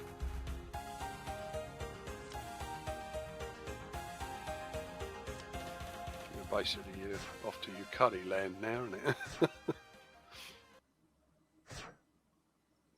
Alright, so she leaves the party again now, yeah? Yeah, you're basically back with your 3 characters, and you can swap the items back again.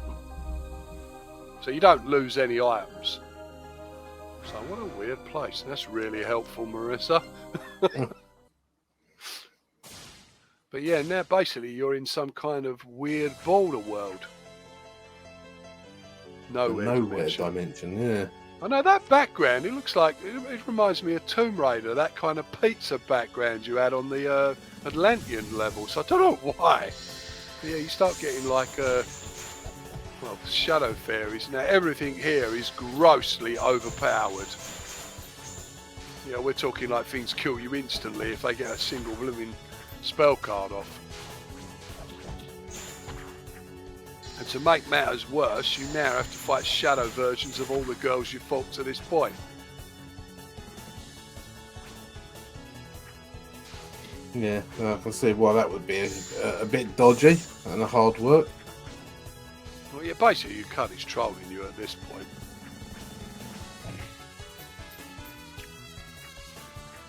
Just grab that one now. Don't particularly need it, but the extra AP is useful for your weapons. The thing about the shadow monsters as well is they have no elemental weaknesses at all. So you start getting Alice showing up and Goliath doling you. They're not as strong as the original girls were, but they've still got their abilities. Yeah, that does make it somewhat a task, doesn't it?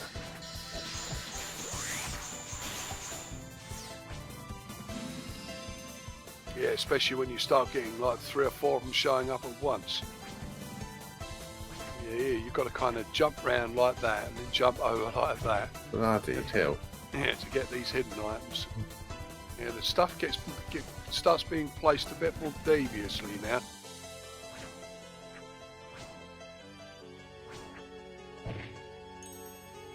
Oh, another free stick. Rod from nowhere.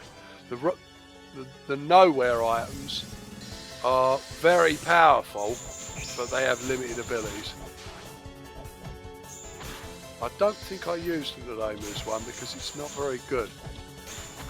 I think I do use Marissa's one. But yeah, you know, I've got to defeat 22 monsters here. They done half her.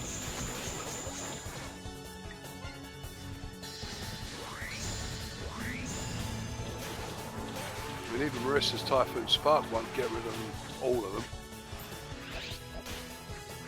Well, sure, it did do a wealth of damage to them. It only took out a few of them, though. Yeah. But yeah, at this stage, you really do want to be. Well, you do really want to be having like good stuff, best skills and the best weapons. This is about to die.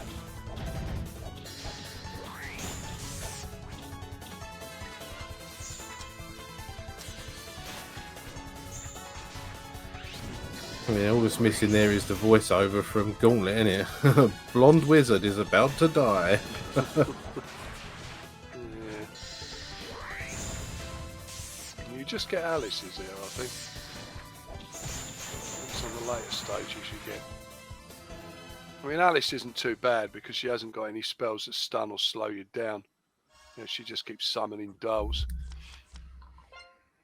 That one's not too bad. It's this next stage. I'm pretty sure I skipped this next one out. Yeah, I think I'll go back to the shop now.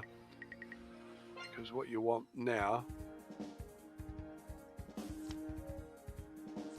got some new stuff. Yeah, the evolution charm and the improvement charm.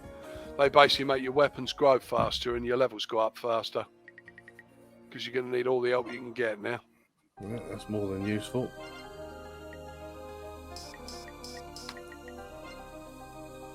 So Reimu, you want to switch to...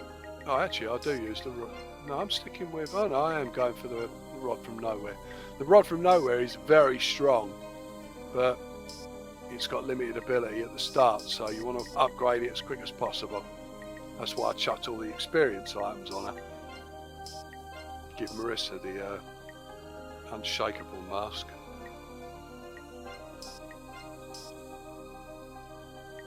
Yeah, the Mighty Magma Gel is quite useful for Sakuya because her spells are all fire and earth based, the good ones, and it will improve your shield and the amount of damage you do. The Phoenix Wing, I think that makes you get up faster when you die. Right. Yeah, there's a ton of items in this game. He certainly put some interesting artifacts in it, you know, and they all kind of interact with each other. Some free stuff up there. I know I am actually going for that level next.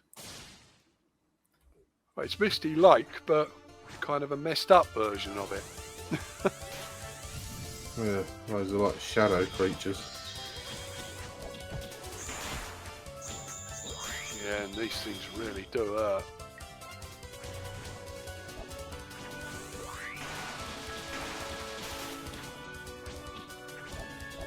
I mean, those little ghosty things there, you know, they will, if they explode, the explosion is so wide, it's very difficult to dodge it. Same as the fairies. The fairies sometimes go into kind of a suicide mode and they're invulnerable, and they just keep shooting all over the place. There is actually an exploit here. If you use Flight of the Witch, you can skip that bit out completely. That you don't need to do, but if you do destroy the gap, you can open that chest, and I think there's quite a good item in it.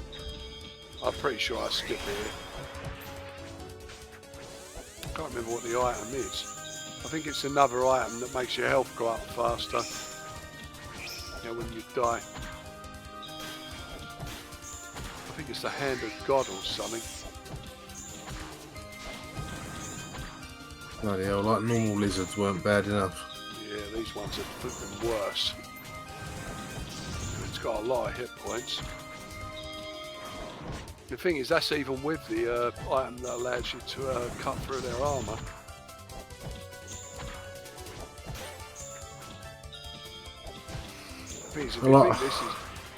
I like the way the birds in the background are shadows as well. That's a really nice touch.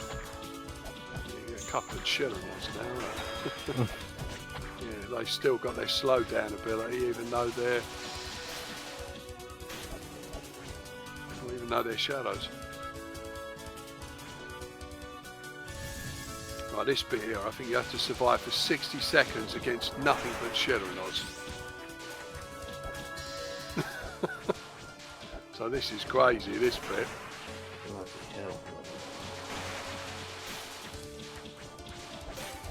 Well, it's not so bad while you're hypered, because while you're hypered, they can't freeze you. And I've got the unshakable mask, so it lasts a bit longer. Yeah, the indestructible shield, I think, is your better guard. I mean, on Lunatic, you pretty much need that item for sure, because without it, your guard's useless.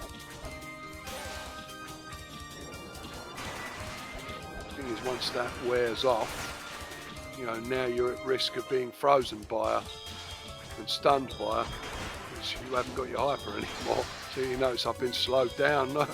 Yeah. They got 4 Chironos on screen at once. See how quickly she's taken my health down. Yep. Done it. You just have to survive for 60 seconds. They're worth a lot of AP as well. They are the shadow girls. You know, which make your weapons grow very quickly. But yeah, you think it's bad on normal, on Lunatic. Oh, it's 10 times worse. Scarlet Devil Mansion, but not the Scarlet Devil Mansion.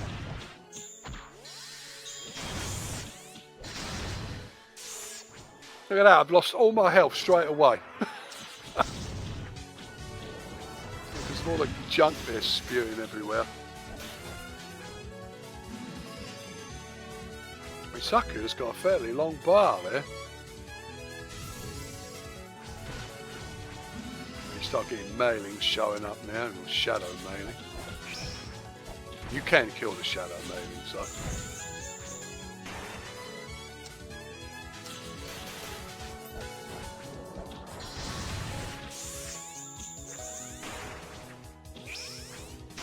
Yeah, as you can see, they really do spam the bullets now.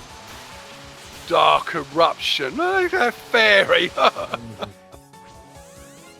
You don't want them doing that.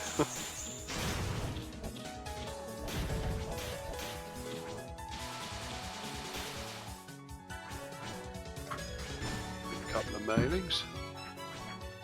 If you get really lucky here, those dog enemies, the small dog enemies, will drop the Predator Ring, which is the strongest attack item in the game. If you don't get it on this level, you've got to wait quite a long time before you can buy it in the shops. Right. But there's a very small chance of it dropping here, the Predator Ring. Well, I think it gives you like 40% more attack and 80% more damage or something. 40% more chance of a critical and 80% more damage. It's something like that. It's the strongest attack item in the game and you definitely want it. But the chances... Oh, Marissa got murdered. The chances of it actually dropping here are very low. I've had it happen though. But you can't buy it in the shop until, well, the next time round. You know, Chaos Mode. So if you don't get it at this point, you won't get it until you've pretty much completed the game. Right. The first time round. The neighbour just died instantly there.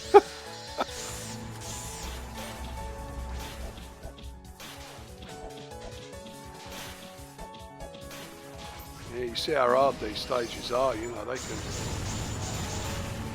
Oh, I used Family Youth there, who got me off back.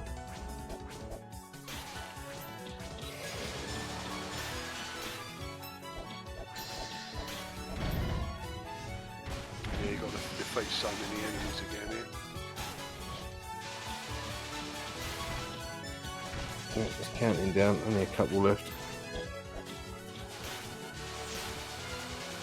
Well, I gave Marissa the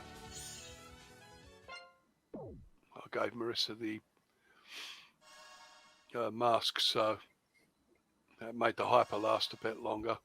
Did it within 4:30 as well. Nice. So Well that's two. Yeah, that's the two subs for that level. Yeah, this is the last stage there anyway. So we're coming up to the end of the game. Basically, all you've got to do is you've got to do each one as a shadow stage. So we're on the Man in the Face shadow stage now. And then basically you get Yukari stage and then you fight Yukari at the end. And that's the game completed on normal mode. And then it goes back to the beginning and you play on Chaos mode. Which So are the what's- same levels, but the level layouts are different and the enemies are different and the enemies are tougher. And you get some different enemies as well. So what's in part 2 of this video then? Chaos gonna- mode. That is the you did it in Chaos mode. All right. I thought we was doing half and half of the game, so that shows what I know. Yeah, well basically it is half and half. It's just you've got, think of it as two endings. You get the normal ending and then you get the Chaos mode ending. Most people will quit after the first time round because Chaos mode is insane. You start getting ayahs here and they're taking notes. But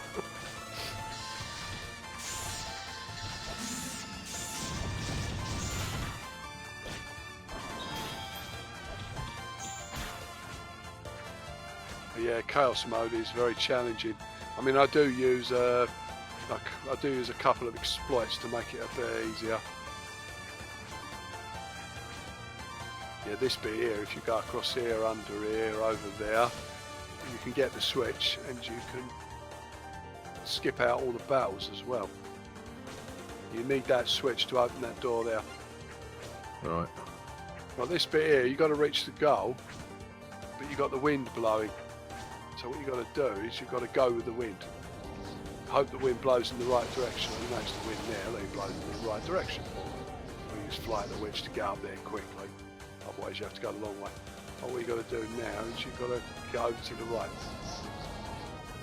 So you've got to make sure the wind's blowing the other direction. That's completely random. Sometimes it can keep blowing in the wrong direction and annoying you for 10 minutes. And that's where that solves it. Not a difficult one to get, just a bit finicky. Well, he made it look easy, but then I say that a lot when we're watching your playthroughs. Well, I'm using keyboard when I play this. I find it's just easier to control the characters because you can do fine adjustments. I mean, you probably use a controller. Yeah, I mean, I've never been one for keyboards. I mean, even when I had my Spectrum back in the early 80s, my first computer, everyone that had Spectrums, like keyboards, but like I said in the video of mine, I could not wait to get a Kempston interface and start using quick shots and joysticks, and now I'm just better with them. I suppose on the 64, yeah, I definitely played more games with joystick. I certainly played Paradroid, joystick, and similar games. I played Elite with keyboard, but that was probably because I played the BBC version on keyboard. But that's it. I mean, the Spectrum, well, the 48K Spectrums, the actual Sinclair ones didn't come with joystick ports, did they? Because no, they didn't. Sir Clive, may he rest in peace, wasn't designing it to play games on, was it? He was designing it to be a proper personal computer. And of course, teenagers get hold of it. It's like, well, you can play arcade games on this, and that was the end of that. So yeah, they've started bringing out all the interfaces. It was pretty much an expansion on the ZX81. Yeah. A much more powerful version of it. But yeah, people quickly realised that they could have fun on these bloody machines. You could use them for business, yeah, but you could also use them for fun as well. I mean, come on. Yeah. And that sold a lot of bloody machines overnight. Yeah, I mean, in this country, like in the UK, I mean, we do pretty much owe it all to Sir Clive Sinclair. I mean, I know I defected to the brown side, as people say, and I've got a Commodore 64, but if it weren't for the Spectrum coming out, it really started the bedroom coders, making games like this but in 8 bits. That's what really started it all for us, wasn't it? I mean, we had the arcade games as well, because I remember playing Space Invaders when I was about 6 or 7 years old, but yeah, home-wise. Lots of Okus on this level, which are a damn nuisance. But you do get lots of free hyperballs here, so that's a good thing. Yeah, it does make a difference. Well, it just means you take less damage, and it means you do more damage. Plus, they can't stun you while you're hyper, which is definitely of an advantage on these later levels. Now, I suppose we seem like a couple of old war horses, don't we? Going on about indie games and Space Invaders. I mean, seriously. I remember the Invader boom, as the Japanese called it, where every game was a Space Invaders clone. Yeah, but that's it. I mean, yeah, we do sound like a right couple of old crotchety old men, but we've got to see it from the very beginning right up until the present day, and the present day is more about making money and look at what we can do as opposed to having decent gameplay. That's it. I've got nothing against new games. No, nor have I. They're just not the sort of things I want to play. That's it. I mean, me, if it's got some cute girl in it, I'll probably play. That's why I'm keeping an eye on that Too Good for School game that's being developed by the same people as The Vagrant, yeah. It's got cute schoolgirls in it. I mean, yeah, it's Streets of Rage 2 with cute schoolgirls. Well, cute delinquent girls. I'm hoping it still gets released, actually, because China banned Steam this week, didn't they? Did they? Yep.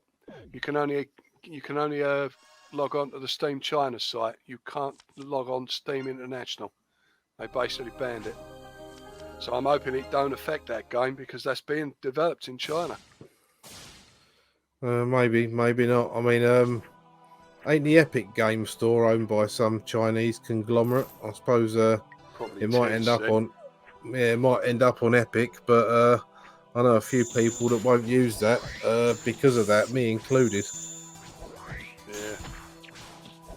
But yeah, China. I mean, what we're banning kids from playing games for more than 3 hours a week. You know, now they're banning Steam. I mean, they're trying to stop Tencent and similar companies from making or having so much influence over the gaming industry. They're banning effeminate stereotypes. They're trying to ban boy bands. I mean, what the hell? Well, you know, banning boy bands, is that such a bad thing? Oh no, a lot of people like that stuff. Yeah, I know they do. And all that. Not my cup of tea. I mean, I like some J-pop. I mean, I do like some anime, but you know, overall, it's not really my cup of tea. I mean, you know me. I mean, if you cross Touhou Project and Dungeon Master, I'd probably have the perfect game. I'm not sure if there is a Dungeon Master. I mean, I know you've got games like Genius of Sephiroth and, you know, Labyrinth of Touhou, but they're not exactly dungeon crawlers. Not as we think a Dungeon Master, anyway.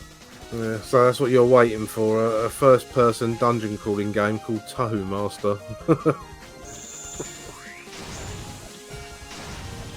Yeah, this stage here is especially tough because you get, well, invulnerability. You've got to knock off these spirits first before it'll let you kill the monsters. That's giving the monsters plenty of time to charge their spell cards up. Yeah. Wyvern's True Awakening and all that crap. You know, I mean, he's invulnerability mode. Oh, I just got him before it started to do its spell card.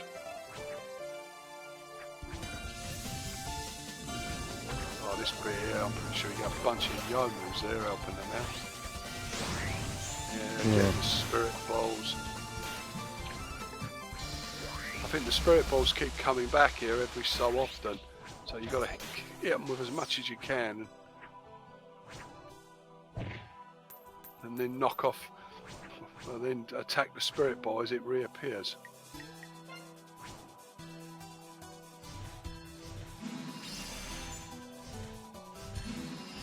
Just cast a few preparatory spells there. Oh, she dodged out of the way of that. A bunch of 3 Yomus at once. Yeah, that's a bit tight, that, isn't it? Yeah, I mean, they're not as tough as the original fight. You know, they've got less hit points, but they still got all the same moves. Yeah, this is another survivor minute. Survival spell card. That's what I liked about it as well. He did kind of mix it up. You know, sometimes you've got to survive for a set time. It's Marissa's Armageddon spell card. All stuns and everything that does, that's earth-based. But yeah, that's what I liked. You know, sometimes you get a survival spell card here where you just got to survive for a minute. Other times you've got to kill a set number of enemies. Sometimes you've got to do it in a certain time. Sometimes you've got to do it with one character. You know, he mixed it up. He didn't keep it as just, oh, complete the level.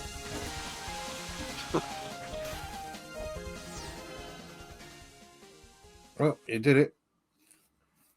Yeah, they're worth a lot, those Yomus there as well. That's a good place to grind for experience. I mean, I don't do it in this playthrough, but you know, once you've done, you have to do all of those. You can do them in any order, though, those. You don't have to do them in the order I did them. But yeah, basically this is the final level. Nowhere to mention. Find 3 hidden souls. Yeah, charming domination, which is Yukari's stage. Perfect cherry blossom. But yeah, you notice there this one, you've got all them gaps all leading to the other locations. But this one, essentially, you get really powerful maids, powerful slimes, and every single shadow monster in the game. at once. And you've got to find 3 hidden souls as well. I'm pretty sure I skipped one of them because it's easier to get it on the next time round. And you can get 2 at once. Just like Yokai Reunion. I'll explain that in the second video. I hate these little alien monsters. Yeah, these little dirty aliens, look. Yeah, they shoot rings out of you and they make things randomly appear under you. Don't like them.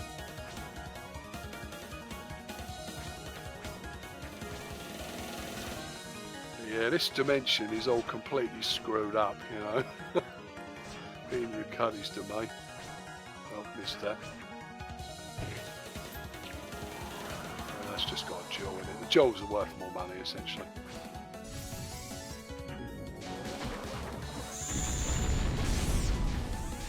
Yeah, the screen. One thing as well, you notice the enemy waste no time in attacking, do they? As soon as they appear, they're already attacking.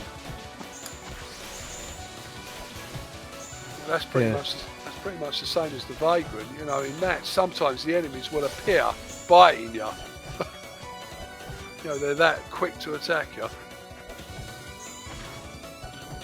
I'll have to do a playthrough of that at some point, but I probably won't do that on Lunatic. No bloody way. It took me flipping out. It took me a lot of practice, and it took me hours to do it. A lot longer than it takes to do on hard or normal. A lot of grinding. I mean, I try not to grind in games because it does kind of. When James was telling me about Monster Boy, he was saying, "Oh, there's a place where you can keep grinding for money," and I thought, "But don't that kind of break the game?" Yeah, I suppose so. I mean, it does largely depend on the game as well, doesn't it? I mean, yeah, you know, I mean, there's it kind of makes it mandatory. I mean, the Final Fantasy games were terrible for that. Yeah, if you didn't grind, you simply just couldn't win. Well, a lot of people complain about the grinding in Elite Dangerous, but to me it doesn't seem as grindy collecting the materials to, you know, soup up your ships of engineering and that as, say, when I've played one of the Game Boy Advance Pokemon games, you know, really grinding to power up your Pokemon. You know, I got bored doing that. I haven't got bored with Elite yet, so they're kind of the epitome of grinding, aren't they? The Pokemon yeah. It's just the way they're designed.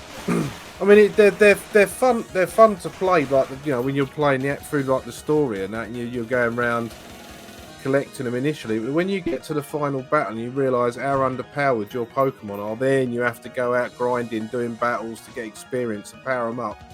That's when it realised, you know, if I was going to play one of them through again, I'd kind of grind as I go to take the sting out of it. But I didn't know that when I played it. Yeah. That's the thing about it. When you first play a game, you don't know what you're up against, do you? No. I mean, as James said, you know, when you play a game the second time, you know what's coming, so you can plan ahead. And it kind of... That's why computer games will never be sports. You know, people talk about e-sports, but I'm sorry, playing League of Legends is not like pitching a baseball. You know, or being on a football field, or an American football field. You know, martial art, for instance. A martial art is a sport because it requires a degree of, you know, physicality and reactions and experience that no computer game can ever really emulate. Because the trouble with computer games is if you play them more than once, you already know what's coming, you already know what to expect. It requires a degree of skill, especially with a game like Street Fighter 2 or any beat 'em up. The same as like driving games or sports sims require a degree of skill, but I don't think anyone will ever consider them on the same level as true sports. Well, I mean, there are people that do, but yeah, I don't agree with esports actually being particular sports, but I don't know. What do we know? We're just old and miserable, aren't we? That's it. I mean, they consider chess a sport, don't they, these days? So whatever.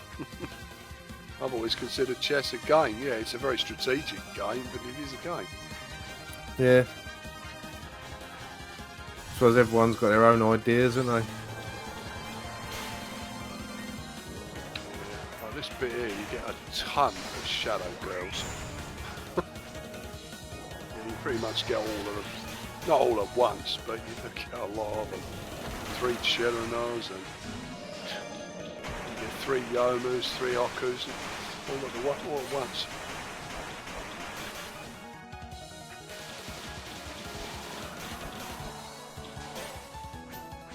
I mean, I'm knocking them off pretty quickly here because I've got a power up there for more strength.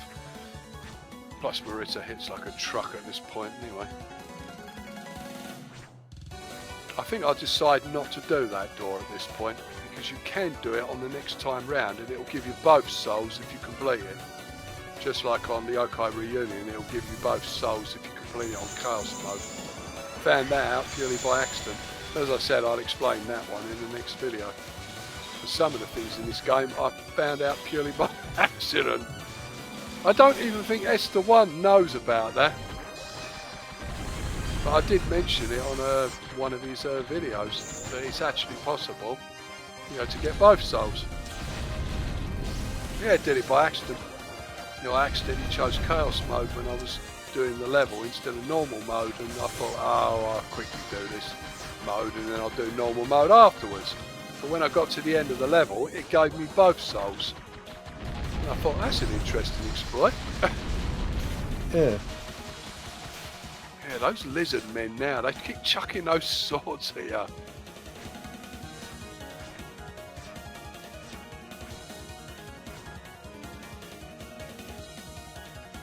Oh god, you have to fight all 3 shadow girls here now. Reimu, Marissa and Sakuya are all at once. They got 4 bars each.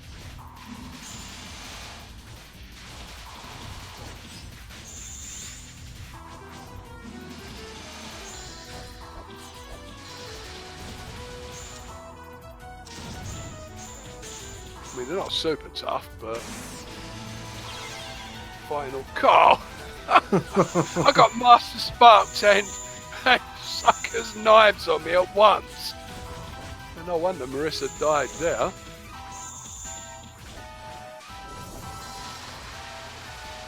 Not Reimu's done fine intervention there, so he can't hurt for a second.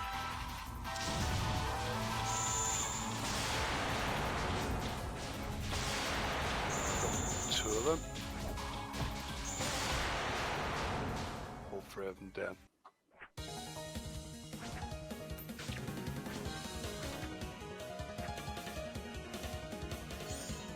Yeah, this is by far the toughest level. On Lunatic, I generally leave this level as late as possible. On Chaos mode, I don't do Yukari first because she is actually harder than Tenshi and Iku combined. Bloody hell. I mean, the trouble with Yukari is that a lot of it depends on, yeah, this one here, you just got to do 12,000 damage and take less than 600 damage. So you can't kill these little maggots, you just have to inflict 12,000 damage. As you can see, I've taken 50 damage so far. It's not that difficult actually if you can get a good spell card hit on them, because you can really wipe out their hit points fast. But they can time stop, they can, which is annoying. But yeah, if you think this bit's difficult, later on you have to fight Komachi and you have to do 50,000 damage to her. 50,000? She's a mega pain in the ass, Komachi is. Again, I love her tune, but more about that in the second video. Yeah, fight more shadow people, only this time they've got backup this time with those damn spell circles. Spewing bullets everywhere. Which only hurt you, of course. Well, naturally. Yeah, this level is complete chaos. It ain't the worst level though. You know, on the chaos levels, you actually get a hidden level, which is where the void amulet I think is. Suika's actually on that level as well, right at the end. You don't have to fire though. And that level is so stupidly difficult. It throws everything in the game at you at once on one section.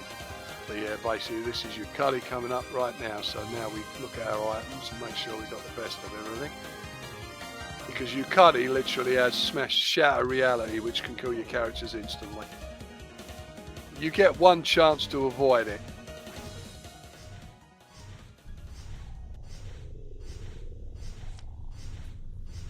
But yeah, Yokai is the strongest character in the game. She's the last character you recruit on Chaos Mode, and she starts at level 99. I mean, she literally has got the strongest spell card in the game.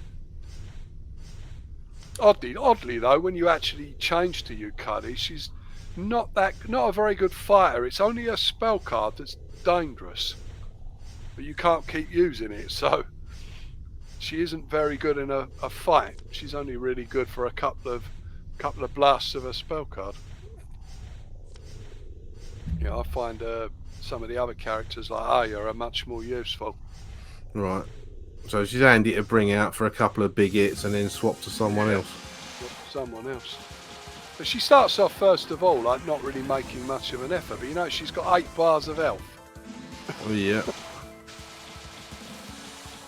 So first of all, she just rolls around the screen and gaps around.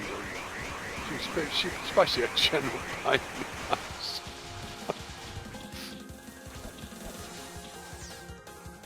She doesn't make much of an effort first of all until you get her down to 4.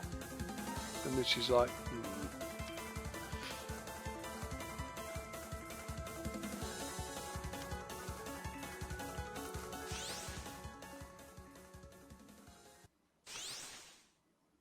It's the old true power bit, isn't it? But now you're allowed to hyper permanently. So basically it's a hyper versus hyper battle. But Yokai goes berserk here. She starts kicking out of gaps and rolling around the screen. Bloody hell. And the thing is now, because she's hypered, she takes almost no damage, even from your strongest attacks. Yeah, that move is horrible when she starts exploding the screen like that. Sakuya's about the only one that can take that. What you want her to do here is her Shatter Reality spell card, because when she does it, she temporarily lowers her guard. And that's when she's most vulnerable. But she doesn't always do Shatter Reality. Sometimes she'll just keep trying to chop you with everything else. Because you notice I'm doing almost no damage to her. Yeah, it took a long while to get. It took a long while to get that bar down. Oh no, she basically did a temporal rift where she just randomly summons monsters. But yeah, she does Shatter Reality. Essentially, she'll drop her hyper temporarily, and that's your chance to nail her. On Lunatic, it's pretty much your only chance to kill her, because while she's hypered, you do feeble damage.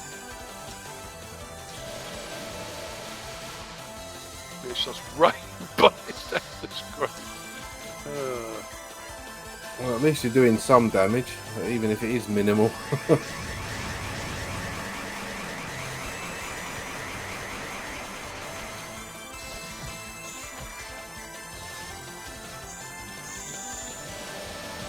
Yeah, Tenshi's very similar as well. Tenshi is a lot more difficult to kill than Iku, and she does a lot more damage.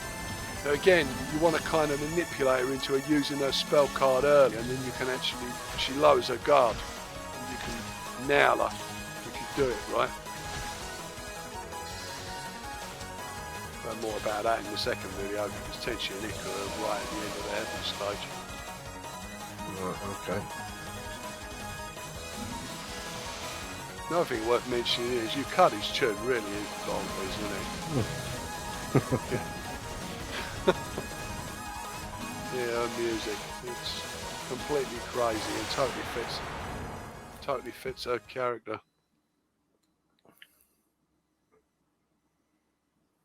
That's it. It busted her brolly, isn't it? Or her parasol.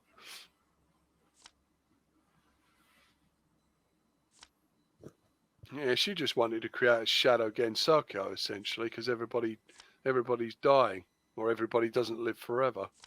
It's like, what a crazy plan. Yeah,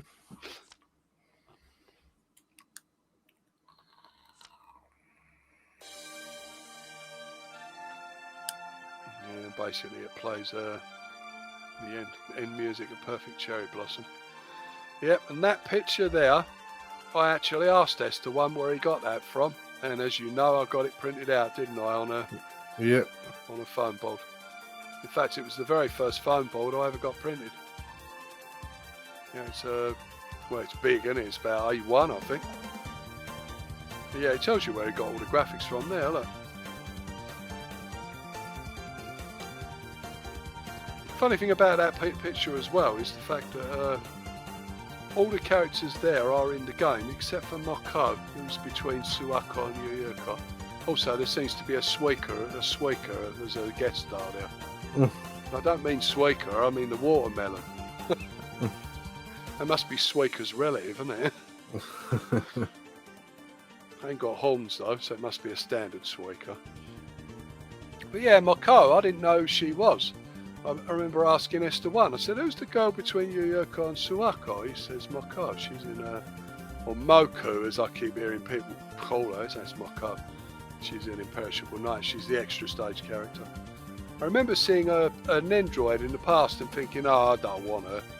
You know, she's not in Wandering Souls. And now I've got how many Moko figures? Yeah. Yeah, it's because as time went on, I learnt more and more and more about Touhou Project, and I realised that the characters I knew about was just scratching the surface. I mean, there are a lot of characters in this game, but it's not all of them. But it tells you can actually recruit more characters now. Yeah. As cheeky as ever. Yeah, Yukari doesn't join you at this point. So you unlock Chaos Mode. Sanaya join your party. You can switch team members at the Garden of the Sun.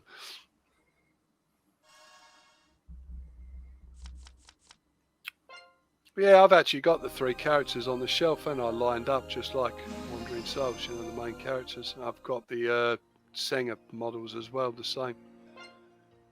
Yeah, Garden of the Sun, if you go on here. No, you can't play Yurka, unfortunately. But you can play Sanai. So yeah, swap out Sakuya for Sanai.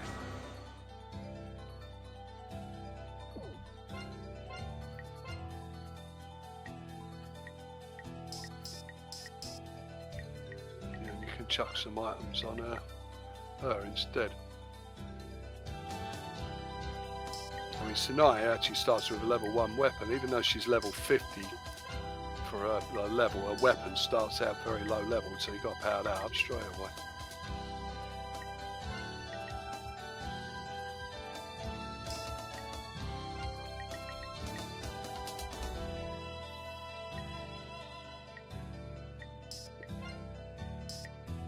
I think this was just me getting ready for the next part here, because what I do now is, rather than just doing the levels in order, I go straight to the Scarlet Devil Mansion and try to beat Flan. It's a difficult fight, but if you can get past Flan's first area, you can basically get Reimu's ultimate weapon early in the game, which will make the rest of the stages a lot easier. But more about that in part 2. Yeah, that was. I knew this was going to be sort of like a long watch through, and I wasn't, even though I've seen you play bits and pieces of it in the past, I wasn't really sure how that was going to go. But yeah, I rather enjoyed watching that. It was interesting hearing you explain it all properly, rather than just bits and pieces here and there like it was in the past. Yeah, it's well, it's a game that had a profound effect on me. I mean, I doubt I would have got into Touhou Project at all if it hadn't been for it. Because quite possibly we might have played the shoot 'em ups, but I don't think it would have been the same. You know, without hack and slash, without that, this game and hack and slash. I mean, hack and slash, well, you know how much I've played that. Yeah, and I mean, plus when you was playing this, you had a lot of time to kill, didn't you? So it kind of it helped you out with that. So yeah, no, it's pretty good. Christ, I mean, I played that for 2 months. I just got woken up. I think the second year I played it, I got woken up on like New Year's Eve, I think it was, and I Thought, oh, I'll just have a quick go on hack and slash, you know, drown out the noise outside and it, fireworks and that. And it was my birthday before I stopped playing it. 2 months later, yeah, I literally stopped playing it. I completed it with Alice, you know, 2 months later.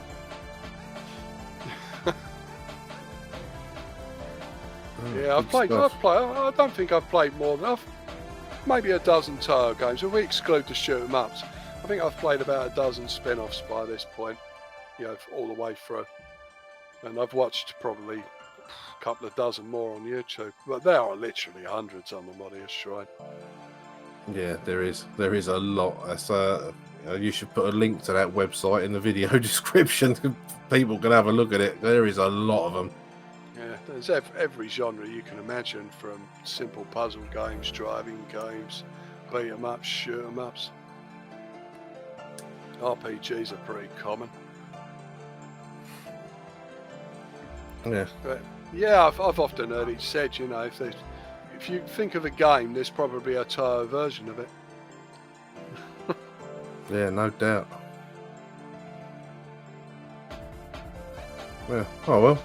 I dare say we'll cover some more of that in part 2 of this, which is going to be the same sort of length. Yeah, I think the second part is slightly shorter.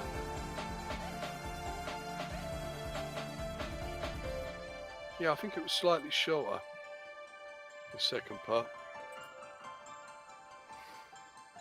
Yeah, I'm not sure without going through and looking. Part 2, no, it's 5 minutes longer. No, it's 5 minutes longer. Yeah, I mean, you would have thought like Chaos Mode, it'd be shorter, but no, the stages, they can be. And they're not simple copies either. I mean, you said Ghosts and Goblins, or Ghouls and Ghosts, but no, it's not like that. It's not like you're simply repeating the levels. The layouts of the monsters are different. You know, the enemies are different. You get different abilities, different weapons, and you can recruit the other characters as well. Like, I mean, the Forest of Magic, you recruit children off, for instance, once you've fought your way through. Yeah, so it definitely adds another dimension to the gameplay. So that's good. Yeah, essentially, you can, once you've recruited the characters, you go to the Garden of the Sun, and they appear there as a face, and you can switch to them. Each character's got their pluses and minuses. I mean, Chironon's good whenever there's anything fire-based. So she is pretty good for the Scarlet Devil Mansion and the Underworld. I mean, she's kind of hopeless on Yokai Mountain because everything's resistant to water. And she is the weakest character in the game. Yeah, there's no getting away from that. Yeah, well, you can explain all the perils and pitfalls in the next one then, I suppose. Yeah. Yeah, so I suppose we'd better wrap the video up here. Okay, well, thanks for letting me on your channel. Yeah, I mean, this is the first time I've done this, isn't it? I mean, I might consider doing it for some of the other videos. I know we've already done things like Captive, haven't we? I mean, to be honest, it would make sense for me to do a Dungeon Master playthrough, wouldn't it? Yes. With a voiceover. Yeah, considering like it is like my favourite game of all time. Yeah, it seems weird, don't it, that I actually I've chosen to do other games that, you know, like playing Prehistoric Art, for instance, and not Wonder Boy. Yeah, I suppose it's just the way I am. You know, sometimes I spur of the moment thing. I think of a piece of music in the morning and think, play that game, innit? Yeah. Well, if you do a Dungeon Master one, there'll probably be 2 versions of that video, because that's one I'll definitely want to stick on my channel as well. So. Yeah, it is something I wouldn't mind doing. You know, just because there's so much to say about it. I mean, it may not seem like much to people today, you know, compared to say games like Grimrock or Grimrock 2, but it changed my life. I bought an ST because of it. Yeah. But yeah, I suppose we'll call it a day there. come back to this probably next week now, isn't it? Yeah, more than likely.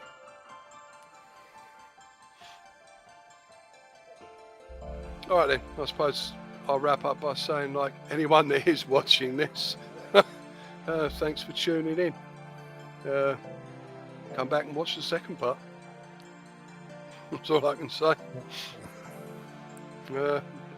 Till then, I suppose, laters. Yep, laters.